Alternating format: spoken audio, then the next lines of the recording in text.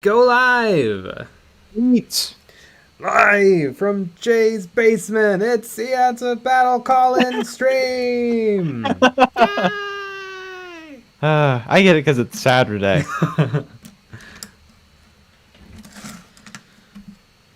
Amazing. Mm-hmm. All right, let's get this started. Yeah. Perfect. Okay. Mm-hmm.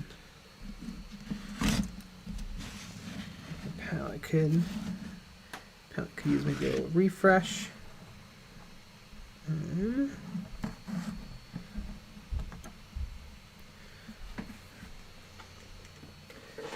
What do I have in a gloss varnish?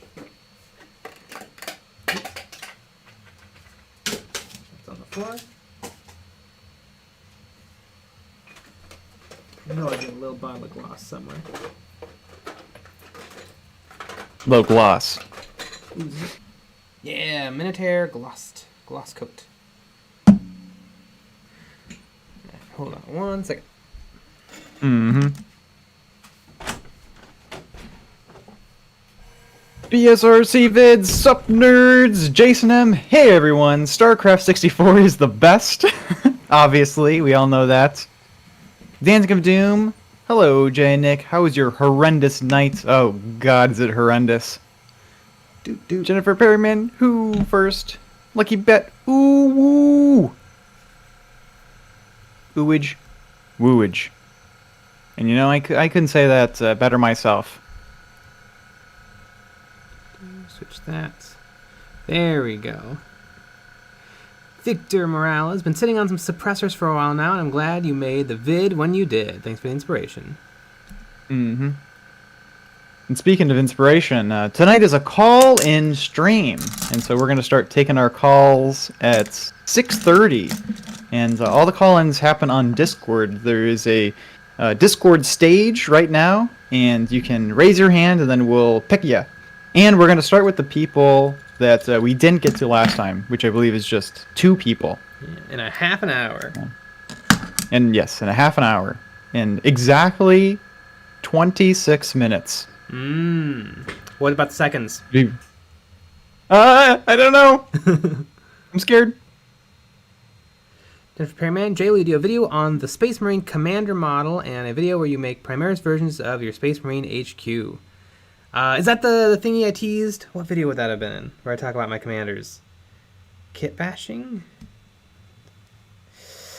I don't even know. That's we make a lot of videos. We make a lot of videos. Making your models unique? I don't remember. I think is it the you had those the firstborn HQs? Yeah. And yeah, that's and what I you teased. Yeah. Mm-hmm. I think I'll definitely make that video. I was shopping around for some good Primaris bodies, because I don't just want to put, the same bits on a Primaris body. Like, I want to find like the correct poses that pretty much match. Right. But yeah, definitely in the works. Ooh, I did not clean this, but I'm cleaning it now. We'll do it live. I wouldn't want you guys to miss anything. This is all part of the painting process. As we like to show off. Yeah. Jason M, 6:30, isn't it 9 p.m. for you guys? If I said 6:30, I mean 9:30. You did say 6:30. What's hilarious? I wasn't going to call it out, but you should have. You should have. But then I actually typed in when I started the call-in stream stage. I accidentally put 7:30. I'm all over the place. Mm-hmm. I know. Well, it's what it is. It's my booster. Ah. That's what it is. And my arm hurts, and I'm scared, and yeah. Too much 5G in one day, Boy, can't wait for 6G. I think that's what I got, honestly. Mm-hmm. And so I got my booster shot at around 2-ish, and so this is last time, this is when I started feeling bad. So I Interesting. can't wait to see where we end the night. When I got my second shot, I felt perfectly fine the day of, but then the next day I felt feverish. Yeah, I felt bad the night the night of and then I just felt a little yucky, and then like in a second, like it was like 1 second I felt yucky, and then 1 second I was just fine, and I was just fine from then on. So I bet that happens again. DeRosen, about to pick up my first box of Warhammer stuff in 15 years. Wow. Boy, are those prices gonna shock you. Oh yeah. Kino Kinonas, is there a rehab for plastic crack? No, not yet. It's coming though. It's yeah, the it Set It Up rehab. Yeah, it's the medical community is looking into it.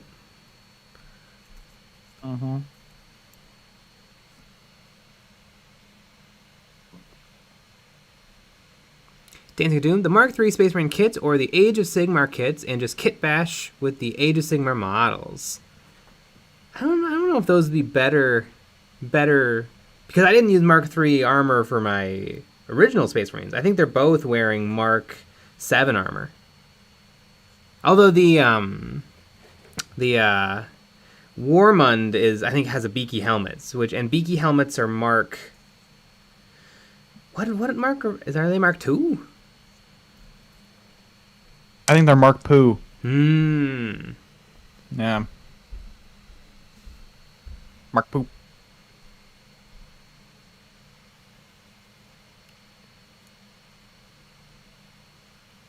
Jason M. The only thing I felt from the vaccine was a strong passion for Bill Gates. Yeah. I definitely have that.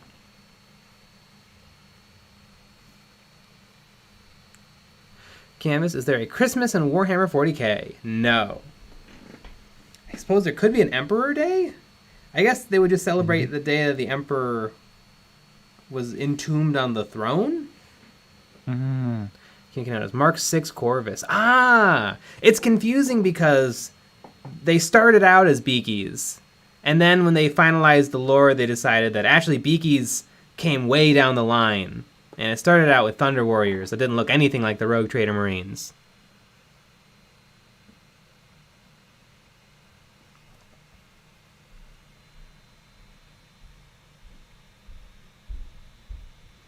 Ryan Fit. Hey guys, the YouTube has informed me that the product in this video is the Primaris Captain, so the title is clearly clickbait, as YouTube would never lie. Yep. Well, there you go.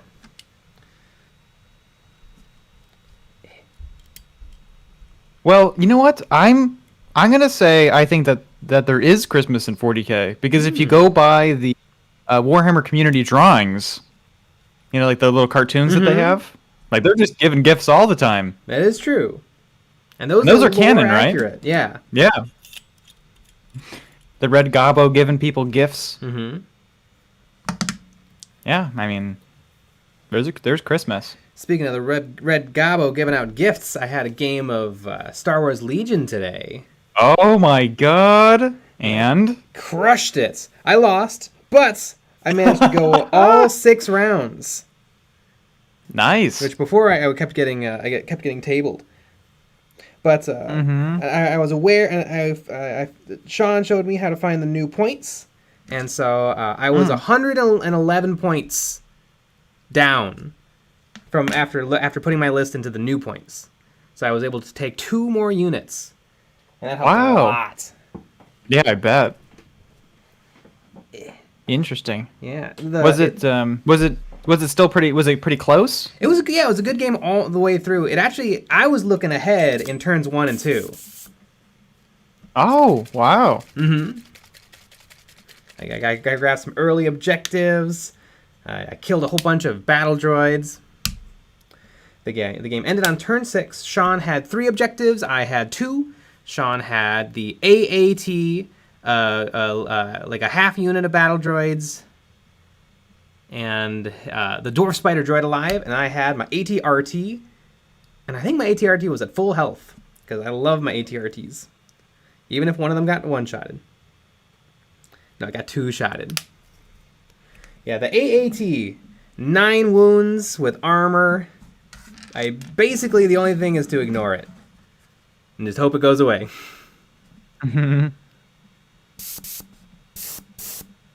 Interesting. But yeah, it was a good game. Did Sean cheat? Yes. You just let him cheat? Yeah, I didn't want to ruin You the knew he mood. was cheating. Oh, I see. I get it. No, what was great was I completely forgot that the game wasn't Kill Team, and so at the end of turn 4, I was like, well, I guess let's tally up points. And then we were like, oh my, it goes to 6. That's hilarious. But my Jin Urso actually did stuff. She's a bit of a glass cannon. She doesn't do much damage, and she's a little bit fragile. I think I might swap her out with a cheaper HQ.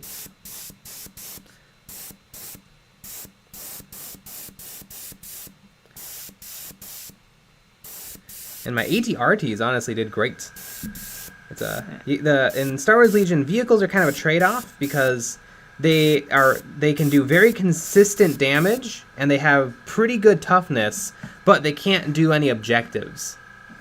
So you you can't let your vehicles run away with it because you'll lose. Right.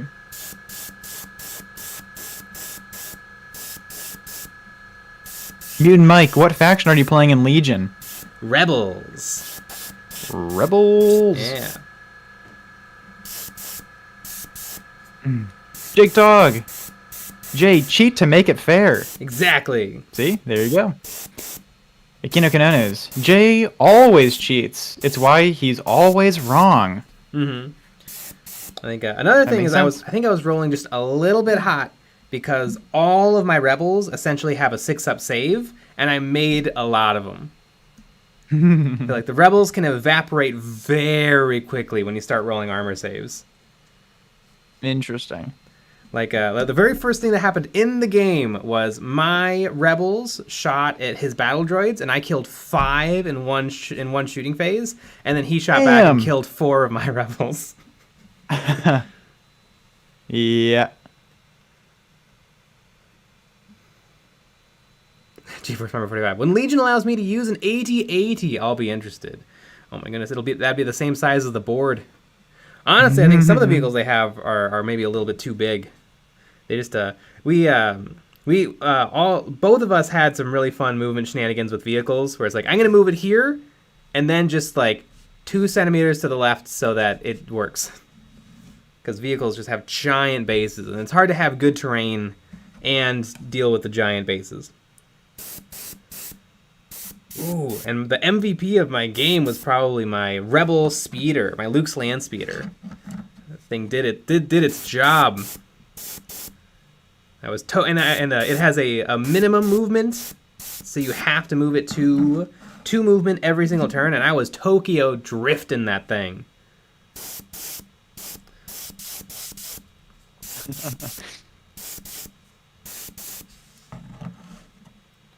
There we go. And yep. That should do it. Time to swap out or clean the old airbrush and let that dry for a minute, and then we'll get started. Woo! I like it.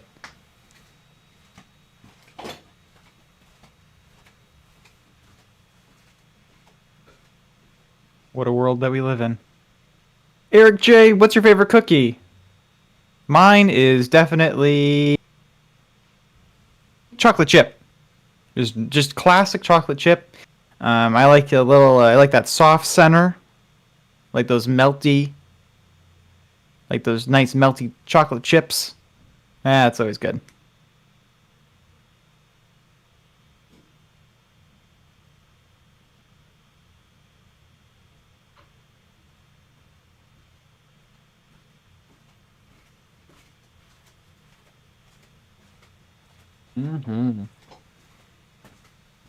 Although my grandma makes some really good gingerbread cookies. She makes gingerbread cookies and just regular sugar cookies every year, and we always tell her that she should not make the sugar cookies and just make double of the gingerbreads because we all like the gingerbreads way better. Jason M. Hey Jay, I followed your binder tutorial and made it, but really I'm following your retro-based tutorial in which before applying the binder you did some alcohol. Do you still recommend this? I like to put on the alcohol just because it breaks down the surface tension and helps the binder flow easier. Otherwise, I kind of find that you have to push it around with a brush, and if you push it around with a brush, it can often soften your glue bonds with sand, and it can knock some basing material loose. So the best thing to do maybe would be to get like a little squirt bottle of alcohol and just give it like maybe 2 quick mistings. That would probably be the perfect solution. But I don't have a little squirt bottle. Kind of interesting that alcohol relieves all kinds of tension. Yeah, it does. George Gajardo, chocolate chip, Nick being controversial as per usual. I said that was my favorite kind of cookie. It's pretty. It's a banger. It never I mean, disappoints. you really can't. Some people put stuff in it. I don't mind it when people put like nuts in it, but sometimes like I don't know who does this. It's insane, especially if they don't tell you what it is. But sometimes raisin cookies look like chocolate chip cookies. Mm-hmm. And if someone doesn't tell you what they are, I mean, Jesus Christ, I'm never going to their house again. I'm never speaking to them. You know, I don't mind raisin cookies, but you got to tell me that they're raisin so I know. Because if I bite in and it's not chocolate chip, I'm going to freak out. Yeah, just throw it against the wall, start screaming, peeing. Yeah. I mean, Jesus Christ. Louis Vogels, hey, I'm new to the airbrushing. Do I need to thin primer first before airbrushing it? Cheers. It depends. Some primers run really, really nicely through the airbrush with no problems, and some of them need a little help. I would say, man, I guess probably put it in naked first, and see if it's spraying well. And if it sprays well, then you're good to go. And if it's cloggy and spitty, you'll probably have to thin it a little. Nuzzles, just noticed that the sergeant is a Death Watch veteran. Yeah, he is. He's special. Adorable. Just want to put that out there.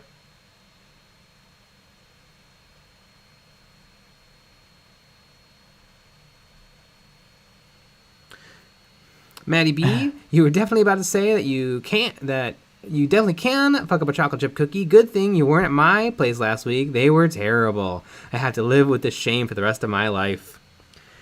Man, if you follow the recipe you can fuck on like the bag of what is it? It's like Toll House, Toll like House. the Yeah. unsweetened Yep. or semi-sweet chocolate Yes. chips.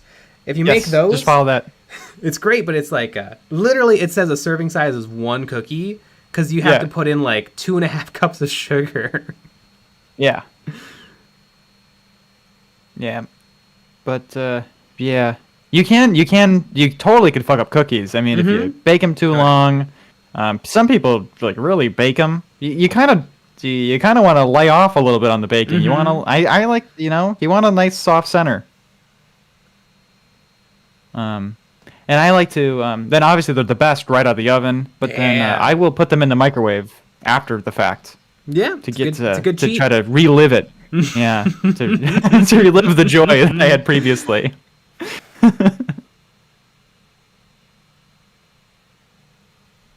1313S. Where's the Stompa? It's at Games Workshop. Probably in a warehouse somewhere.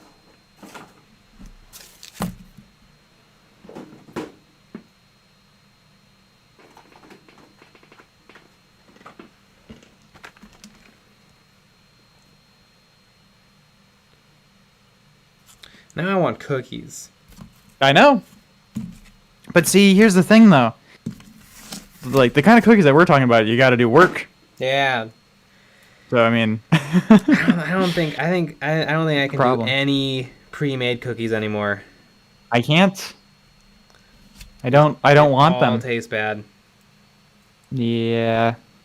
Sometimes an Oreo is fine, but Yeah, I think out of the pre-made cookies, probably Oreos are the best. I like Oreos, but even that, I don't feel like it.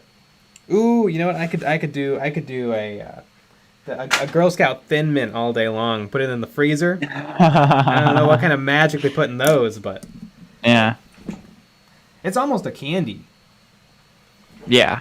Because, I mean, there's barely any cookie in there. Mm-hmm. And barely any food. Well, no food. We're not talking about Yeah. food here. Leave your food nutrition talk at the door. Yeah.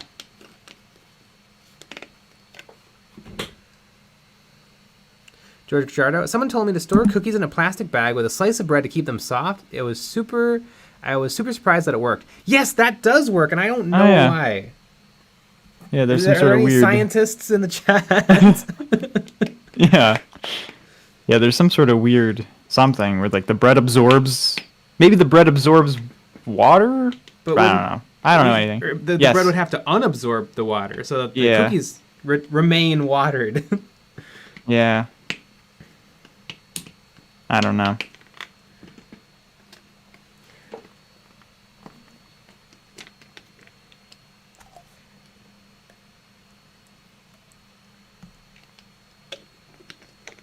Wait, why did that? That's too much. It's too much. That'll be my wash cup. Wash cup. Ooh, I poured all of it back into the bottle without spilling any in my lap. It's Wow, a Christmas that's a miracle. Victor Morales, the magic is cocaine. So there you go. That's the magic. Oh, okay. Skyfox 713. Cookies absorb the moisture from the bread. So I guess there you go. Sam Bid, my cheap airbrush broke and I need a better one, and my budget's $100. Any suggestions? Kind of new to airbrushing. I really like the Badger Patriot 105. You can probably get it a little cheaper than $100, and it's a great airbrush. No complaints. Replacement parts are nice and cheap too. Yeah, and that's a really nice thing. Yeah, I'd say like Especially 70 or if you're new. $80 would be a good price. No, I think you start with $300. Start with the $300 brush. That's always good. And then all the parts are $20 a part, and you ruin the parts constantly because you're learning. That'll also work.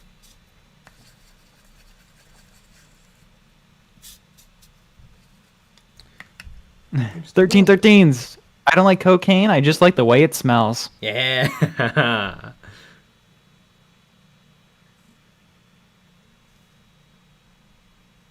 Ooh, Frozen Throg. Nick is pretty loud today, by the way. Can you turn me down in Discord? Just a little bit. What am I at? You're at. Beep beep beep beep boop bop bop bop. Seems like you're. Beep beep beep beep beep beep. I don't know. That's down a little. You were most of the way up. All right. I'm all the way up. Great. Yep. Well, it doesn't matter in Discord what you're at. Well, it does to the people that are listening in Discord, but not the stream. There's a lot of sound happening. Yep. There's a lot of sound. Audio devices and mixers. We need we need to get a producer that just does all the mixing the whole time. Yeah, there we go. That'd be pretty good. Skyfox 713. Yeah, Frozen Thin Mints. Mm-hmm.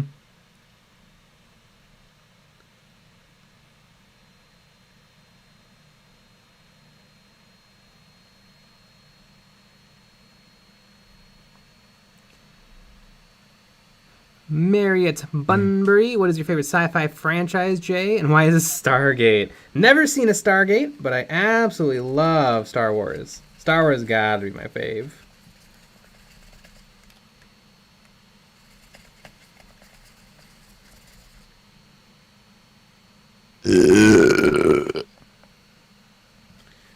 I need a paper towel. Ooh, it's a paper towel. Tony Overton. So start with the new Squidmar brush. Got it. I mean, if you want to support Squidmar, then yes. Mm-hmm. That's why you'd buy a brush like that. Just for the heck of it, you know, I'm gonna try to mix up some more because I'm seeing with this gambling stuff, I already see a little bit of the separation-y thing. For the hell of it, I'm just gonna try one of my other thinners and see if I get the same effects. Because the gambling is 100% pure odorless mineral spirits, and what is this? Odorless paint thinner. 100% odorless mineral spirits. Wait, what does the last one I own say? Where did I use it all up?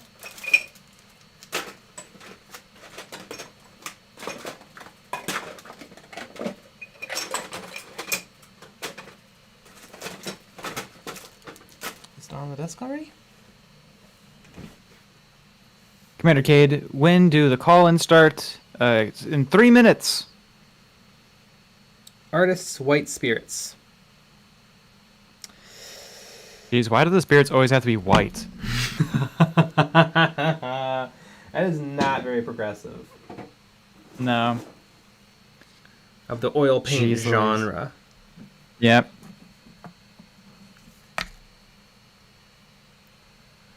Sammy Dib, any news on the battle reports? They're coming, it's hard. Mm-hmm. Got a lot of stuff. Got a lot of stuff going on. I don't know if anyone knows this, but we make make 3 videos a week, and we make a separate Patreon video. We have terrain STLs. We got a lot of stuff going on. Yes, we work 7 days a week. At the same time. And so the battle reports, we have spent a bunch of time on them, but that has to be time in addition to our normal duties. Notice how I threw duty in there. I liked it. Mm-hmm. I like duty.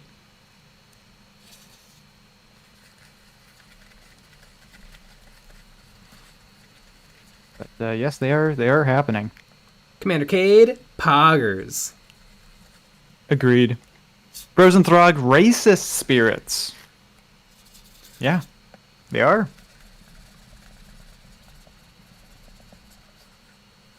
It's offensive.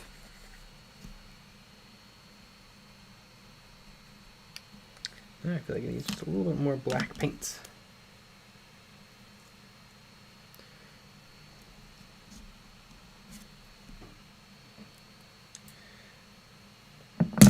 A lot of people recommend to put your paint on a little piece of cardboard, and that soaks up a lot of the linseed oil. And some people say don't put it on cardboard because this stuff's really flammable, and then the cardboard is also flammable.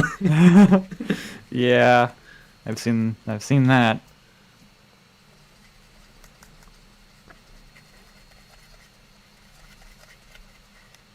Well, it's about that time. Yeah. Put that 9:30 time. So, big thing with these streams is we've been getting a ton of people joining in to talk with us, and the problem with that is that we can't get to everybody. So we're gonna do everybody's gonna get 10 minutes, and preferably if you don't have that much to say, you should take less than that. But you have up to 10 minutes, and then we just want to call and be like, "You guys suck." That is all. Yeah, we would love that. Perfect. You can do that if you want. That's our preferred call. Yeah, that's good. And you get to say something. Everybody gets to hear it. We get embarrassed. We start crying. I mean, that's what we like doing. But anyways, we had a couple people from last month not get picked, and so I see one of the people is here, Marriott. So if you want to raise your hand, I mean, you'd be the first person to go. All right, we're gonna invite you to speak. You got to accept our invites, and then you'll be part of this. And there you are. Hello. How are you? Hey, my microphone good? I just moved, so I haven't gotten a chance to set up all my audio doodads. Yeah, great. You sound good. Okay. Let's see how you guys are doing. I last month with the so you guys doing good? You guys having fun? You look like you've been doing a lot of great projects. Mm-hmm. Oh yeah. Always the busy. Projects never end. Now my second question is, what the hell is wrong with TJ? How have you never seen Stargate? I've never seen Stargate. I've heard. So there's a Stargate TV show and there's a Stargate movie. Is it all good? Do I not watch the movie? the movie was is like it's like if X Files had an X Files movie before the show went on air. There It's was an like X-Files movie. so much. There was, yes, there was. Pretty much it was movie first, and then it was like 10 seasons of the show, and then I think they had like Stargate Atlantis. But it's like X Files style kind of, even around the same stuff, late 90s, mid 2000s. But check it out. Instead of saying friendship and power and crap like that in science, they just blow shit up. Hmm. Yeah, well, Pretty I love the X-Files. Oh yeah, X Files is written by similar people, same studios. I'm not sure exactly though, but all I know is it's the same kind of shit I watched when I lived in my basement. Wood panel walls, the whole shebang. Nice. Imagine wood panel walls in a basement. Oh, I can imagine it all too well. Hell, you can smell the carpet and the walls. You can just smell it. Blue tack posters. Fun. I just wanted to get your thoughts out now that I'm pretty sure you've talked about it before. Obviously. Now that it's been a couple more months, how do you guys feel about the kill team? Now that people have played it a lot more, there's more variety in teams besides the orcs, sisters, and veteran guard. And the rest. And the rest. Like for example, I run a Grey Knight kill team. Yeah. Yeah. Do you think the Grey Knights perform well? I think they perform really damn well. That's good. If you have your leader with the stave, pretty much it's a get out of jail free card, and if you give your combat specialist the demon hammer, it's pretty much just game over. Interesting. I was thinking falchions on all 5 guys just for the re-rolling everything. People do falchions. I personally want to make sure my leader already double, so I'm paranoid about that. But everything else, I'm running meta. Like you can only bring 4 specializations. Your zealot will have the falchions. Your demolition incinerator, combat, the demon hammer. You can have your Justicar, your leader, with falchions, but I'm just paranoid, so I use stave. Wait, you can't double up any of the weapon options? You can double up the falchions, but you can't really double up. No, 'cause points are limited. You could pretty much only run 5 Grey Knights. Yeah, you can run 5 Grey Knights, but all the Grey Knights can be equipped with falchions and stormbolters. Oh yeah. Yeah. Yeah, that's just like bare bones basic kit. Yeah. You can have them with a halberd. You can have them with the halberds. You can have them with the falchions, and they all have stormbolters regardless what their kit is. That's like the bare bones. Yeah, that's kind of how I was thinking of running them. Just for simplicity's sake of I reroll everything to hit, and I reroll everything to fight. Oh yeah, falchions are great. One strategy I'll keep my combat and my zealot and my generic guy, which pretty much one is just those 3 up front doing the damage, leader in the back so you can get the use of his abilities, and demolitions to come and finish up because incinerator genuinely kicks ass. Interesting. Even with the heavy rule. Even with the heavy, yeah. That's pretty good. Yeah, I love new kill team. I really think. Does it not have a lot heavy? of fun. You're constantly doing stuff. Oh my gosh, nonstop. Oh yeah, and the best part about the new kill team is that you actually have a chance to recover if you get a slow start. Yes. Yeah. Yeah, if you start losing models, you don't have to be like, well, I guess I lose because the game punishes me by my guy being dead and by other things happening badly. Yeah, that always sucked. Because that what happened to me always. Mm-hmm. Yeah, you either won or you just get destroyed. Not even by the other team, but just by your own rules. By your own self, you start losing. That's why I think the new kill team is more popular, even if they made some really weird changes. Square, triangle. Instead of just putting the basic symbol. It's like that's one of the things I don't like. But the fact that you can actually your ass kicked in a little bit, and there's just so much variety that you can use now. It just helps out. Yeah, I think the new game is great. I think it's a total overhaul, which I think it needed desperately.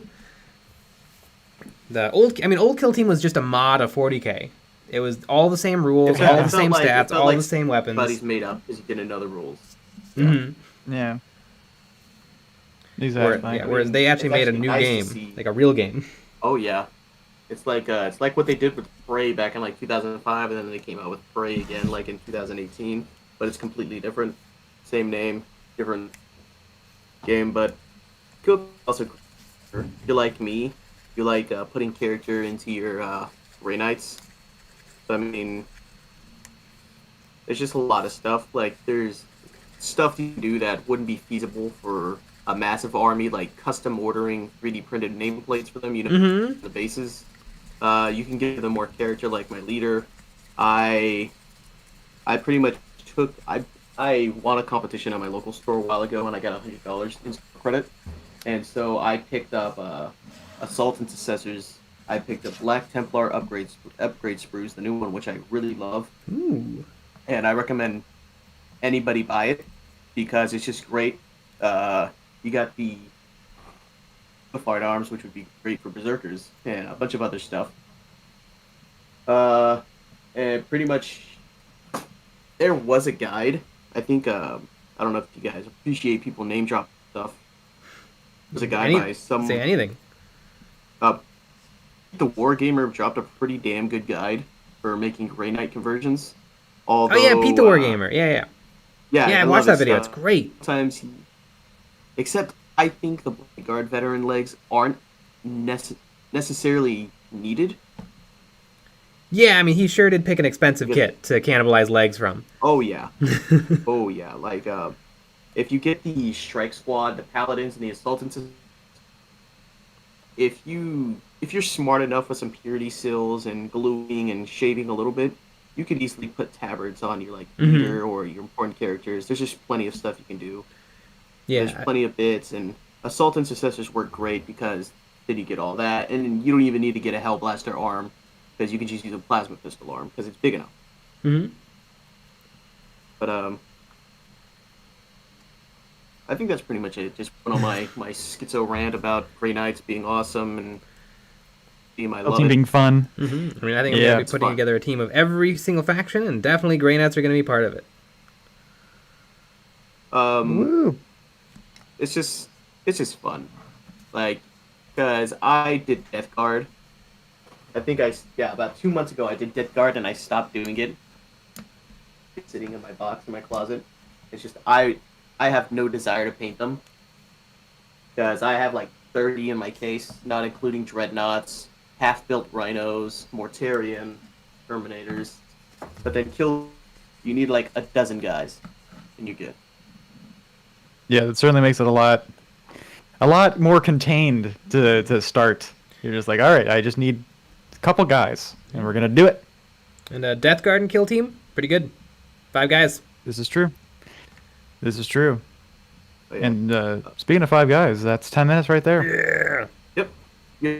And I just wanted to end with one more fact. Did you guys know humans eat more bananas than monkeys?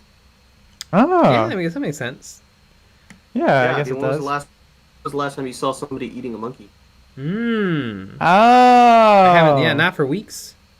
Yeah. Yeah, for me probably a couple days. But anyways, on that note, shall we add another person? Yeah. All right. Now, something that's fun about these streams is if you're a Patreon member, we pick you first because we like the patrons more. We love everybody, but I mean, you know how it is. Yeah, no And favoritism. so, exactly. So we're gonna pick Ganon and Schroninger. I know who this is. I mean, we know who this is. Hello. Welcome. Uh-oh. We can't hear you if you're talking. Oh, there you are. You're here. What about there? Yes, Yes. we can. What about Yeah, what so about just StarCraft? Oh, Uh-huh. you want to talk about that? Yeah, StarCraft N64 is the best because and just want to let everybody know, you guys suck. I agree. Oh no. It's finally been said. Mm-hmm. Yeah, what everyone was There thinking. we have it. It's now out loud. Exactly. We suck. All right, shall we add another person? Absolutely. All right, we're gonna add a Gipsy Danger 1222. Hello once more. It has been 3 months since I did this last. Good lord. Woo! Wow, we're all completely different people now. Mhm. In 3 months. Yes. Jeez. Right. Okay. So what's up? Not much. I just finished painting up some Black Templar Primaris Crusader. Hmm. Neat. Yeah, I pretty noticed- proud of it. Tried out edge highlighting for the first time. Ah, very nice. Yeah, most of the time I just dry brush highlight, but that's not really an option because my dry brush highlighting is oftentimes really heavy and Mhm. basically just only leaves the shading in the recesses, and if there's any shading left at all, which can actually work really well because I've got a pre-Heresy Emperor's Children Mark III Marine right in my hand right now that I'm working on. I just read yeah, the first Horus Heresy book, and so I got to know the Emperor's Children very well. Hmm. Oh yeah, did you see that there was a guy who 3D printed a McFarlane scale Contemptor Dreadnought? I did see that. It was pretty cool. I wanted to pick that one up, but it was sold out by the time I remembered to pick it up. I wanted to paint him as Rylanor.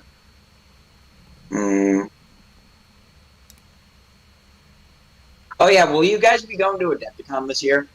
Yes. Yes. Good. I think we're gonna get murdered. I've been waiting for what, 2 years now? Yeah, it has not Yeah. happened in a while.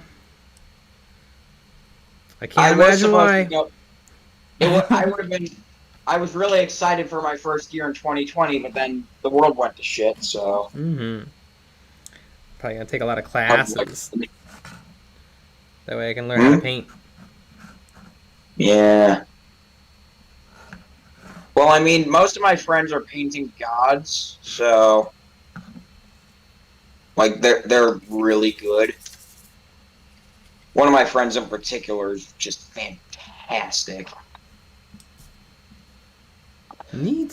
He's flip-flops armies regularly, but right now I think he's on Lamenters, and just his work with contrast paints is just fantastic.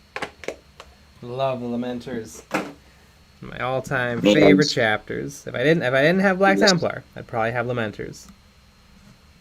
Yeah, I just bought a box of Primaris Crusaders, so I followed Duncan's tutorial on how to paint them. So yeah, I think he turned out really good. Nice, good old Except for Duncan. Did you use 2 thin coats? Yes, I did. For the most part, except for one on the Black Templar's equivalent of a purity seal. I don't even know what that is. I was just like, you know what? It's such a small detail and it's flat. I'm just gonna take the smallest amount of corn red and just plop it on there. Mm-hmm. Yeah. Have you guys played Halo Infinite yet? Nope. I haven't played any Halo games yet. Me either. Yes. I've been obsessed with them ever since I got the Master Chief Collection earlier this year. I have actually read some of the Halo books. Yes. When I was little, I read the Halo books. I read Yes. I don't know what Halo series I read, but I read like books 2 and 7. Got it. So you read The Flood, and I don't remember the other one. Yeah, because I didn't understand how series worked. Yeah. I've got a really good close up on an Imperial. I play Imperial Fists mainly. And I also play guard. I have over 70 unpainted guardsmen at this point. Help. Mm-hmm. Yeah. I've got a problem where I start something and then don't finish it. I like get an initial. I've never heard of that ever in my life. That's wild. I start with the initial base coat and then just because I actually really like base coating. I know I'm weird because of that, but I mean, you said it, not me. yeah. Oh yeah, and do you guys know what good alternatives there are to Citadel? Yeah, Vallejo, Army Painter, P3, Coat d'Arms, Scale 75, I Duncan bought some Rhodes. Vallejo paints. I did not like how they behaved. So Vallejo's pretty identical to G-Dub. yeah, but I mean, maybe I tried to thin them. I probably over thinned them, and it just did not look good. Didn't help it was on one of my most completely botched models of all time, but the only thing that I don't like with the Vallejo paints is maybe they're metallics, like they're normal acrylic metallics, Yeah. and then they're reds. I don't like their reds. Yeah.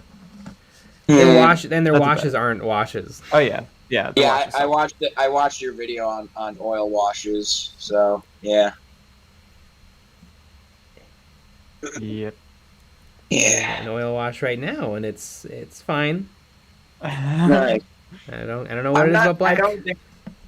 I don't trust myself with oil paints because I already know I'm gonna get covered. I'm gonna just end up covering myself. I'm not gonna be able to clean it off. And my grandma was an artist, so every time I would just paint on canvas for a little bit, she would always warn, just like, be careful about oil paints. They can catch on fire. Mm-hmm. Yeah. And so I Highly kind flammable. of yes. Oh yeah, and I was listening to that cookies bit earlier. Try Jewel chocolate chip cookies. No. Jewel. I mean, I've had them like before. Jewel Osco? Yes. Mm-hmm. They're fine. They're not as good as homemade How chocolate dare chip. you? They're better than fine. They are fantastic. I mean, they're pretty good for store-made, days-old chocolate chip cookies, but they're no fresh out of the oven perfection. Fair That's point. true. Yeah, I haven't had those in a while. I haven't been to a Jewel in a while. I go through like a box or two a week. Bag or two a week, I mean. I've got a problem. Yeah. Maybe either cookies are the problem, or maybe cookies are the solution. Yes. Yeah, I had to go to Cookies Anonymous to kind of cut back on my cookie intake. Also, Kit Kats Anonymous, because I used to eat Kit Kats every day for every meal. Mm-hmm. And, geez Louise, is that too much Kit Kat? I don't think I can eat another Kit Kat in my whole life. I'm done.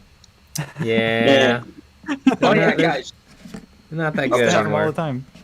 Yeah, could you guys do a review on Duncan's paint range once that inevitably comes out? Maybe. I don't know. Potentially. Yeah. Currently, I don't even know if Duncan's got the paint yet. Oh, he does. He's used it in the Black Templars tutorial. Oh. Yeah, they're a really good color match to Citadel from the looks of it. I hope it's a straight ripoff, like Coat d'Arms. Well, I mean, Coat d'Arms is literally just old Citadel stuff, so Mhm. yeah. Oh, and by the way, I need old paints. I just want old paints from like the old Citadel stuff before they changed it like 10 years ago. I think all paints are fine, and you just have to learn how to use them. I don't think there's anything magical about any particular paint brand. Some of I them just are want nice them that they to have different. Warhammer history. Mm-hmm. Yeah, some are kind Yeah. of nice, like what's the one? Scales, not scale. Is it Scale 75? Need a paint. Pro Acryl is kind of nice because it's pre-thinned. Although it's pre-thinned, but I still thin it a little. Huh. Oh So yeah, it's basically guys. bullshit then. The consistency it comes in is interesting. Yeah. Oh yeah, and another thing. In Plainfield, there's this game store called The Wandering Dragon. Mhm. They still have Indomitus, but the cooler thing is they've got a third edition Space Hulk box set. Hmm. I was gonna get it, but then I realized it was like $350. They know what they got. Yeah. Yep. I Yeah. mean, those are just good business people. Mm-hmm. Yeah. You could always make them an offer, although it's probably Yeah. I still gonna pay. but... Yeah. Oh, yeah, and I've been trying with contrast paints recently. They're not my favorite, but I do like them a little. Yes, I also enjoy contrast paints. I made good effective contrast paints last night on the Patreon only stream. Eh, There you go. And speaking of stop Patreon telling only, me. Eh. that's 10 minutes right there. Okay. Thanks for calling. Yeah, thanks for Okay. calling in. Wait. One more thing. Hang up! Uh-huh. Hang up on him! No, don't hang up. If you're ever in Orland Park, go to the Games Workshop there, Lakeview Plaza. All right. Painting gods there, I tell you. 20-time Golden Demon winner, right? Actually, Interesting. and 3 Slayers. Well, Slayer swords are a dime a dozen. No, it's the Golden Demons that are a dime a dozen. Mm-hmm. speaking Golden of that, Demon is your- Schmolden Peenan.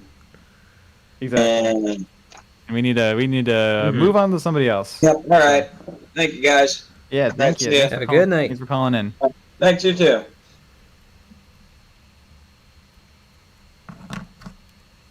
God, where's the comment? Benjamin Reynolds. A lot of people worried about fires while painting. Y'all using candles as light? Yeah! You know it. I think the worry more is the taking the cardboard and putting it in the trash, Mm-hmm. where you don't know, or you're just mixing with other stuff, could potentially set off fires, maybe. But who knows? Probably, most likely not. Commander Cade, hey Nick, I didn't get to go last time, but I literally took a screenshot of the people that didn't get to go, so I know 100% who didn't go. So you're not on this list, if unless you are, but I'm not going to say the people on the list because I don't want people to change their names to be the names on this list. So there we go. Alrighty. But we're gonna go with some Patreon members because you know how we feel about Patreon members, Mm-hmm. and we're gonna go with Andy Crimson, a classic.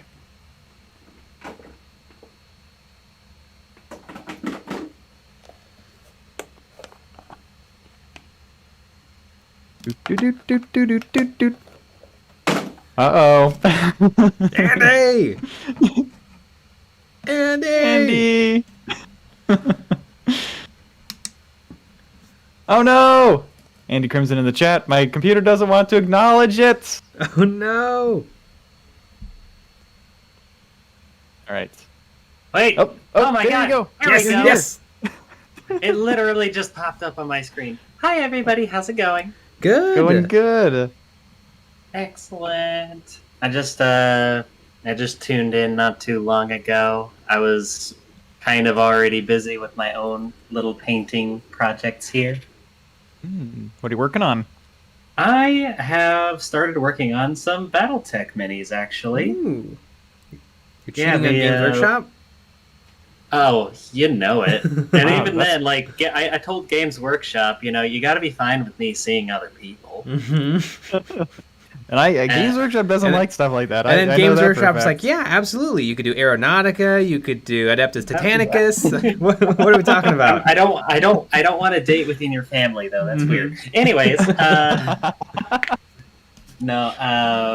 this girl I've been seeing, She is a very big fan of BattleTech, and I started getting into the tabletop game, or not the tabletop, but the video games themselves. And There's BattleTech video Basic- games?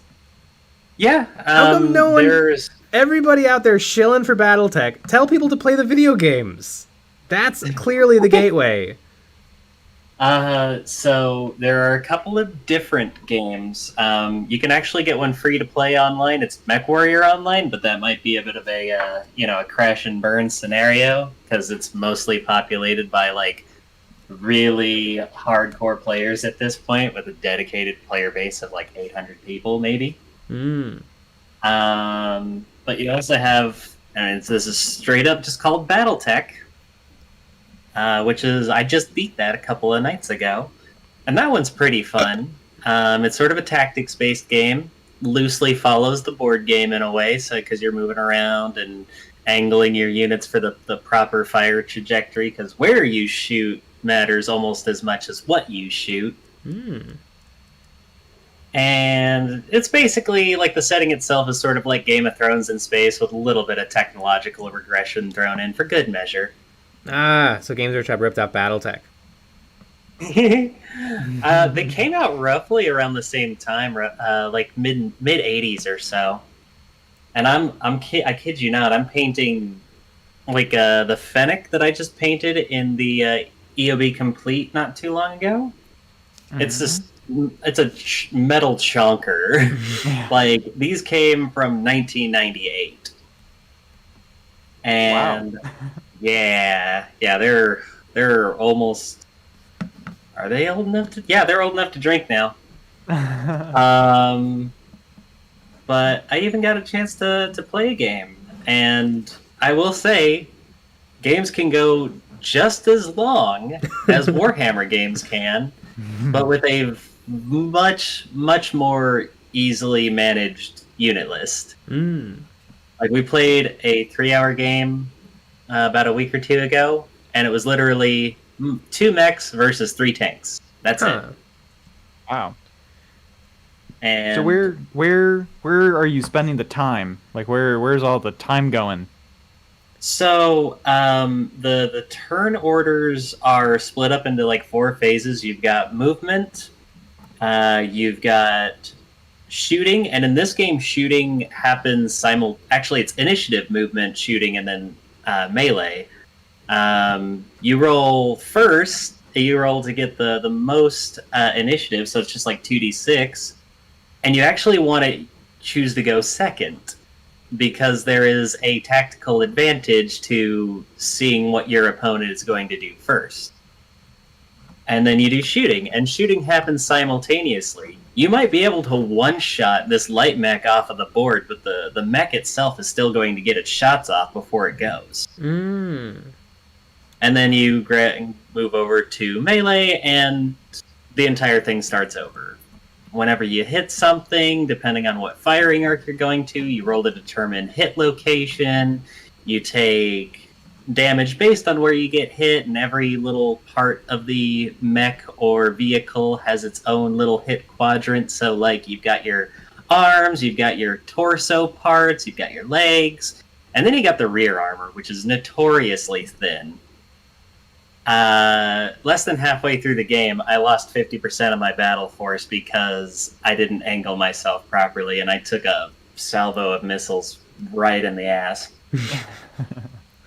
So every unit is a lot more important and it has a lot more going on than like a squad of orcs. Yeah. The units are not treated as fodder. Like, even your light mechs are still sort of like, they're still useful. And also, you choose your movement type, and depending on the type of movement affects like the enemy's ability to hit you as well as your ability to hit them. So if you stay perfectly still, you have the best chance of hitting something, but they have the best chance of hitting you. Whereas if you sprint somewhere, you're not going to be able to hit much, but they're also going to have a hell of a time trying to keep track of you. So there's a lot of movement, there's a lot of positioning. And typically a game starts off with long-range engagements before getting into up-close and personal slugfests. And there is melee between the Titans. Yes, there is. Course. It's just as long as you have a limb that can effectively do that, you can punch, you can kick. Some units are even better at melee than others. Like there's one that's called the Hatchet Man, and it's literally just got like a freaking fold-out hatchet built into one of its arms, and it's built to just run in and smack the shit out of stuff. Neat. That does sound kind of neat. I do own a starter box for it. Yeah, and that's pretty much all you need for a lance. I mean, there are more complicated ways to do it. Like I think there are ways that you can get like really granular and choose like the loadouts and stuff like that to just be like pitch perfect. But simple game is just like, all right, here are the tonnage requirements. Field that many mechs. You're good. Well, I guess if we have any questions, you know who we're going to ask. Yeah, because I've actually played it, and I'm not just trying to be like, you should go to BattleTech. I just find I realize that I have the most joy in painting big stompy mechs, even if they're, more or less, Warhammer 40k sized. So you had fun with that game? Like, are you gonna have more games in soon? I mean, I ordered myself 2 full lances off of Etsy. Damn. Yeah, and each mech is quantified into different subcategories too, like light mech, medium, heavy, and then assault. And assaults are honestly not as big as ridiculous as the Titans in 40k. Like, they're not literal fucking skyscrapers, but the assault mechs are still pretty scary. Yeah, but I also think that these mechs could potentially run circles around Titans. Potentially. And I think Adeptus Titanicus looks really, really cool, but they really did not go for competitive pricing. Holy moly. No. Jesus Christ. You want to know how much I spent on 2 full lances worth of mechs from this Etsy store? I mean, like what? Probably $300, $400. Get out of the GW pricing, Jay. But no, I spent like 60. Yeah, that's pretty good. Yeah, not bad at all. And they're all my favorite mechs, and so I'm gonna have a lot of fun painting them. And honestly, I just want to, have my little mercenary company come to life. Nice. Yeah. But if there's ever a sale going on, I highly recommend that y'all. Well, actually, and even if there's not a sale, just check out BattleTech or Mech Warrior videos. Get an idea of what it's supposed to look like, and yeah, I think y'all will enjoy it because it's sci-fi, but it's not. There's no magic. There's no craziness like that. It's just big stompy mechs, and the old stuff is better than the new stuff because centuries of constant warfare have caused a backslide in innovation. Neat. Ooh. Yeah. Well, it's might be it's sold. good that now. Yeah, I mean, it's good that we now have an expert that we can refer to. Because that's like the big problem though that we've had this whole time is like everyone just tells us BattleTech is really fun. You should do it. But, play BattleTech. How? Okay, so here's here's the thing. Yeah. So here's the no. I didn't know there was a video game though. I might try out the video game just to get a little taste. Awesome. Yeah, BattleTech, Mech Warrior, I'm not sure y'all would enjoy very much. Like, it's fun for me, but it's really freaking difficult. Because imagine a first-person shooter with the controls of a tank. It sounds like TIE Fighter, that old Star Wars game. Like, you gotta get used to running in one direction and moving your torso around left and right. I run into buildings and terrain all the goddamn time. I'm surprised I haven't just crashed myself into oblivion. But yeah, I don't know if my 10 minutes are up, but I'm going to go ahead and sign up. You literally just hit it. I mean, okay, cool. I was just going to be like, maybe I'll just stay on 5 minutes. I don't want to keep too long, and then I just went on a tangent. But anyways, Y'all have a lovely night, and I'll see y'all later. All right, that sounds good. Thanks for calling in. Anytime. Seems like the usual argument for BattleTech is because Games Workshop sucks, you guys. BattleTech is so good. Uh-huh. Yeah. It's free. Mm-hmm. Exactly. But you know, I mean, we know Andy, and you know, I like him. If Andy's recommending it, there you go. Okay, shall we go to another person? Yeah. We're gonna go with Chukka. Chugga! Chukka, another Patreon supporter. You get to skip the line if you're part of the Patreon. That's how it works. Chukka, your mic is muted. Ooh, let's try that. Oh, there we go. It's always a pleasure to talk to Jay and Silent, well, sometimes Silent Bob. I get it. Yay! Wait, which one is Keanu? Hey, so, whoever Keanu wants to be, I'm guessing.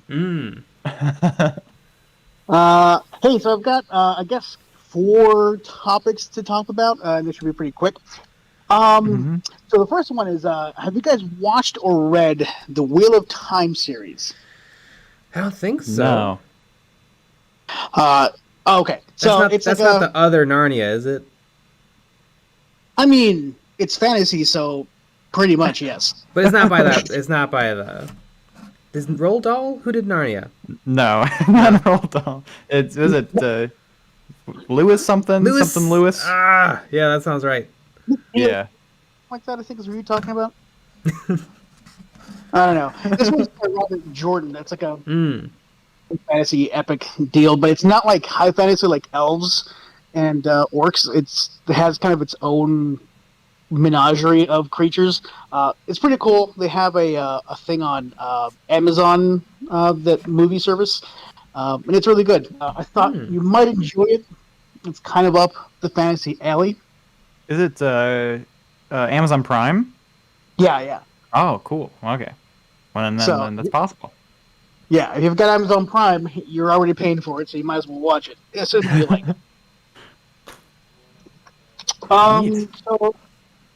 So all right. So there's that. I recommend that. Let's see here. I actually wrote a list of things I want to talk about. Nice. Yeah. I didn't want to sound completely disorganized here.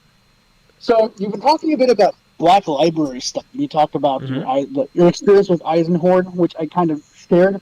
But I was wondering if you've read the Cafius Cain series. Isn't it Cyphus Cain? I have not read. Yeah. I've heard great things about it.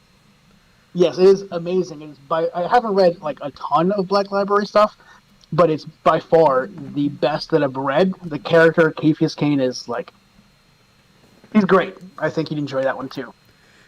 I know somebody left a comment on the Models Memories. They're like, "Oh, so Jay just read all the books that Adeptus Ridiculous did." No, I read all those books before they had them on the show. Just clear that up here. Adeptus Ridiculous ripped me off of all those books that I didn't tell anyone I read. Obviously. So yeah, check it out. He's a commissar, and he's got that whole imposter syndrome. Like, I really don't belong here. Why is everyone so heroic? And he kind of bumbles around and becomes the hero. It's funny and amusing, and it's 40k. It's still grimdark, but it's not like exclusively grimdark. You know, it kind of lays off a little bit. Well, that's what I like. I like a balance of silliness and grimdark. Yeah. This does that. So the third topic is I decided. So I was kind of considering getting some of those battle forces, and I read I saw your video on it, and I saw the boxes, and I was really looking forward to getting them, and I just decided, I'm not. I don't really want to start a bunch of new armies. And, so I was kind of bummed about that. So to console myself, I just picked up the Octarius box. Nice. Yeah. It's a good box. What's that?